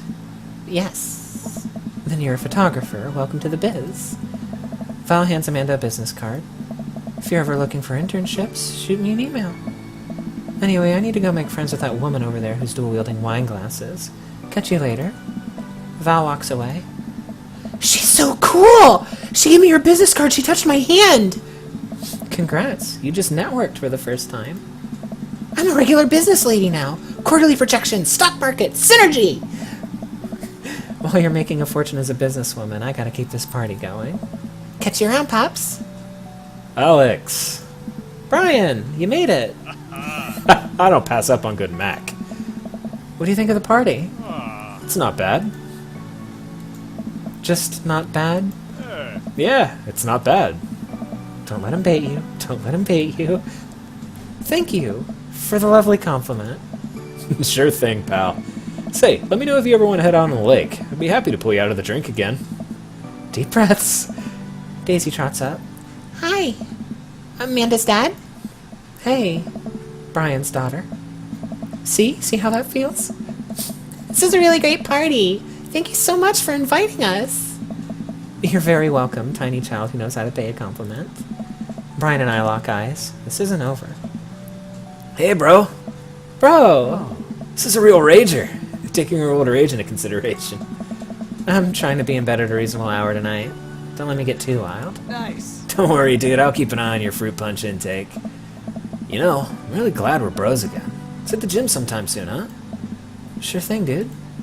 Briar and Hazel peek out behind Craig. Hi, little ones. Hello. Hiya. Thank you for all that ice cream cake. Wait, girls, how much of that did you eat? Briar ate 4 pieces. Ask any witness. No, I didn't. Hazel ate 4 pieces and wants to pin it on me because we look alike. I have your face. Nobody will ever believe you. Oh, boy. I'll bet you guys figure this out. Good seeing you, Craig. Let's hang soon, yeah? Hey, Totally. Tell Amanda congrats for us. Looks like you've settled into this neighborhood quite nicely. Yep. Couldn't ask for a better cul-de-sac. Well, I'm glad. Hopefully we'll see you at more church events. We got a big schedule planned for the rest of the year, and I'm sure the kids would love to see your dance moves again. Sure thing, Joseph. And maybe if you aren't doing anything later, we could hang out sometime. Sure, Joseph. That'd be great.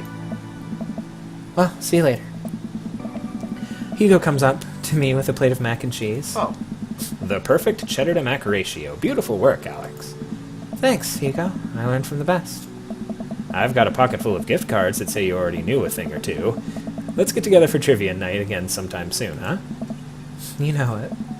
You know, I'm really pleased to see Amanda going to her dream school. I'm glad she turned it around for finals. Me too. Scholarship money will really help. Amanda walks by and pretends to not see Hugo. Amanda, come say hi to your old teacher. Hey. Congratulations on graduating. I know you're going to do great things at art school. Yeah, thanks. Amanda starts to back away. Wait, I just realized that you're not my teacher anymore, so I don't have to be afraid of talking to you. You no longer hold power over me. oh, You're right. Go forth, adult. I can no longer give you detention. Yeah, I'm gonna break anything I want, and there's nothing you can do about it. Are you still mad about that time I gave you detention for breaking my globe? Nope. oh. And I'll have you know that the globe didn't even fit through the basketball hoop in the first place. She'll fit into college just fine. Hey, Hey, man. Matt, Let me know when Amanda leaves for college. I'll have a fresh batch of right said banana bread ready for her. thank you. I know she'll love that. Have you gotten that oregano smell out of your upholstery yet? Still working on it. Oh, What a splendid garden party. My deepest thanks for extending an invitation to my son and I. This icebox cake is divine. Yeah, thanks, dude. Good cake. I stare at Lucien. He knows. I know. But I'm a man of my word. The story of his oregano betrayal will go unsung. Thanks for coming by. As the party starts to wind down, I take a seat on our back porch step. Sun's setting, and everyone seems to have eaten their fill. Amanda wanders over and sits down next to me. Killer party, Pops. What can I say? I was inspired. So, I also have something for you. For me? Not to be completely genuine about my feelings for once or anything, but growing up wasn't easy, but it could have been a lot harder if it wasn't for you. Dad, you've been there for me through everything. There's been times in my life where you were my only friend. I was really scared of going to college and being so far away from you, but I realized that everything you've done for me has been to prepare me for this, and I'm ready. I wouldn't be who I am today without you. Don't cry. Don't cry. I swear to God, Alex, if you cry again. You're the best, Dad. I love you. And I'm crying. Anyway, that was enough emotional vulnerability for one day. Present time! Amanda hands me a tiny wrapped package. I tear the wrapping off to find a framed picture of me and Amanda. It's us. Kinda shocking all of our photo albums are just pictures of me, huh? I figured we needed at least one together before I leave. Amanda, thank you. Watching you grow up has been the happiest experience of my life. You're such a talented, intelligent young woman, and I'm so excited to see what the future holds for you. Knock 'em dead, kid. Always do. Amanda and I share a hug. This is only the beginning, Pops. Plenty more memories for us down the road. Memories to make and stuff to break, right? I'm gonna break so much stuff. Intentionally and unintentionally. You're probably gonna have to pay for most of it. It would be my honor. Amanda hops up. Looks like someone's been waiting to talk to you. Glance over to the back of the yard, where Robert is sitting on a bench beneath our cherry blossom tree. He smiles at me. I'll leave you to it. Me and the Emmas are gonna go get ice cream. Love you, Pops. Amanda runs off to join her friends. I take a seat next to Robert as the last guests make their way out of the party. Hey. Hey. Hey. Robert gestures vaguely to the snack table. Good stuff. Yep. So, I had a chance to talk to Val. Oh. She physically threatened you? Yeah. That's my girl. She said you've been doing better. Trying to work on the vices. I also showered today. We sit in silence for a moment. I don't know. You know, every day for me is a battle against my own self-destructive habits. But lately, it's gotten a little easier. I don't know. Thanks for talking some sense into me. It's hard to get things through my thick skull sometimes, but what you said that night has actually helped. I'm glad. I like you, Alex. I like you a lot. I haven't felt this way about someone in a long time. I lean in and kiss him for a moment before he pulls away. Takes my hand in his. You're special to me. But I have some stuff I need to work on, emotionally, before I can get in anything romantic with you. You deserve better than who I am right now. I need to be on my own for a bit, figure some things out. Of course. I think what you need right now is a friend, and I'm very happy to be that for you. Thank you. That means a lot to me. And if you're ever ready for more than that, you know where to find me. Let's hunt ghosts sometime. I'd love that. Put my head on his shoulder and we watch the sun slowly dip below the horizon together.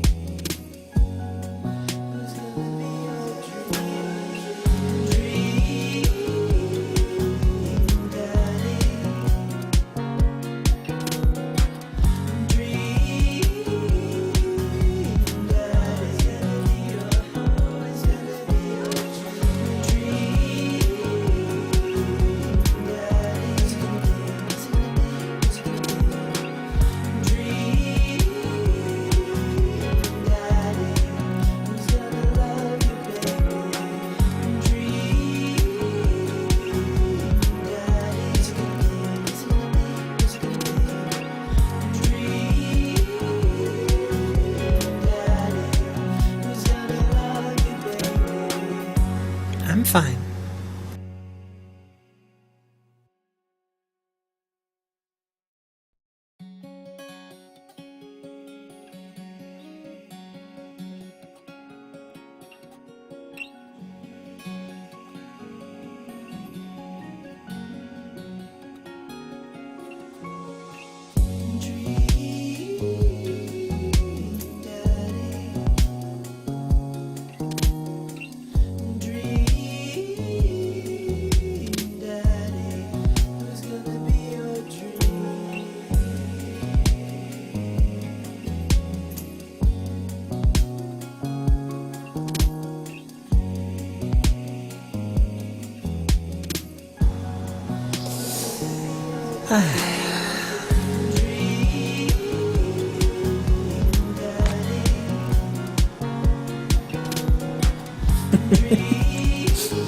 Nice.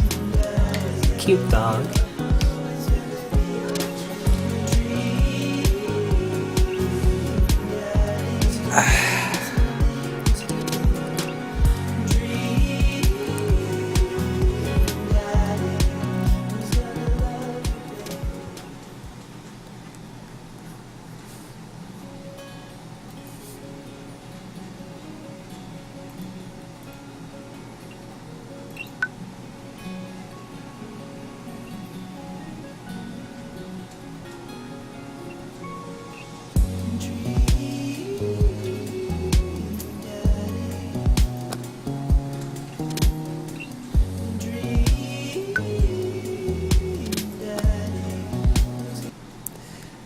Alright. That, folks, was Dream Daddy. And we found ours, or at least I found mine. It's a really well written game. I feel like there are a few audio and text problems, but like they don't really detract from the game. You just kind of have to figure out that, oh, these are typos, and you know, this is, I think, these people's like first game designed, and considering that, they knocked it out of the fucking park. All the writing and dialogue and characters are really touching and real and human. And I've played other dating sims before, and this one actually really, like, this one felt real to me. I had a fucking great time. I'll probably go back through it and try and S-rank everything and get all the achievements and, you know, see all the other Dream Daddies and stuff. But, like, I had a really great time. Easily a 9 out of 10.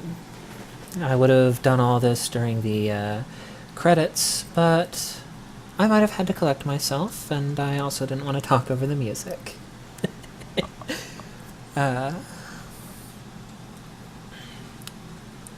So yeah.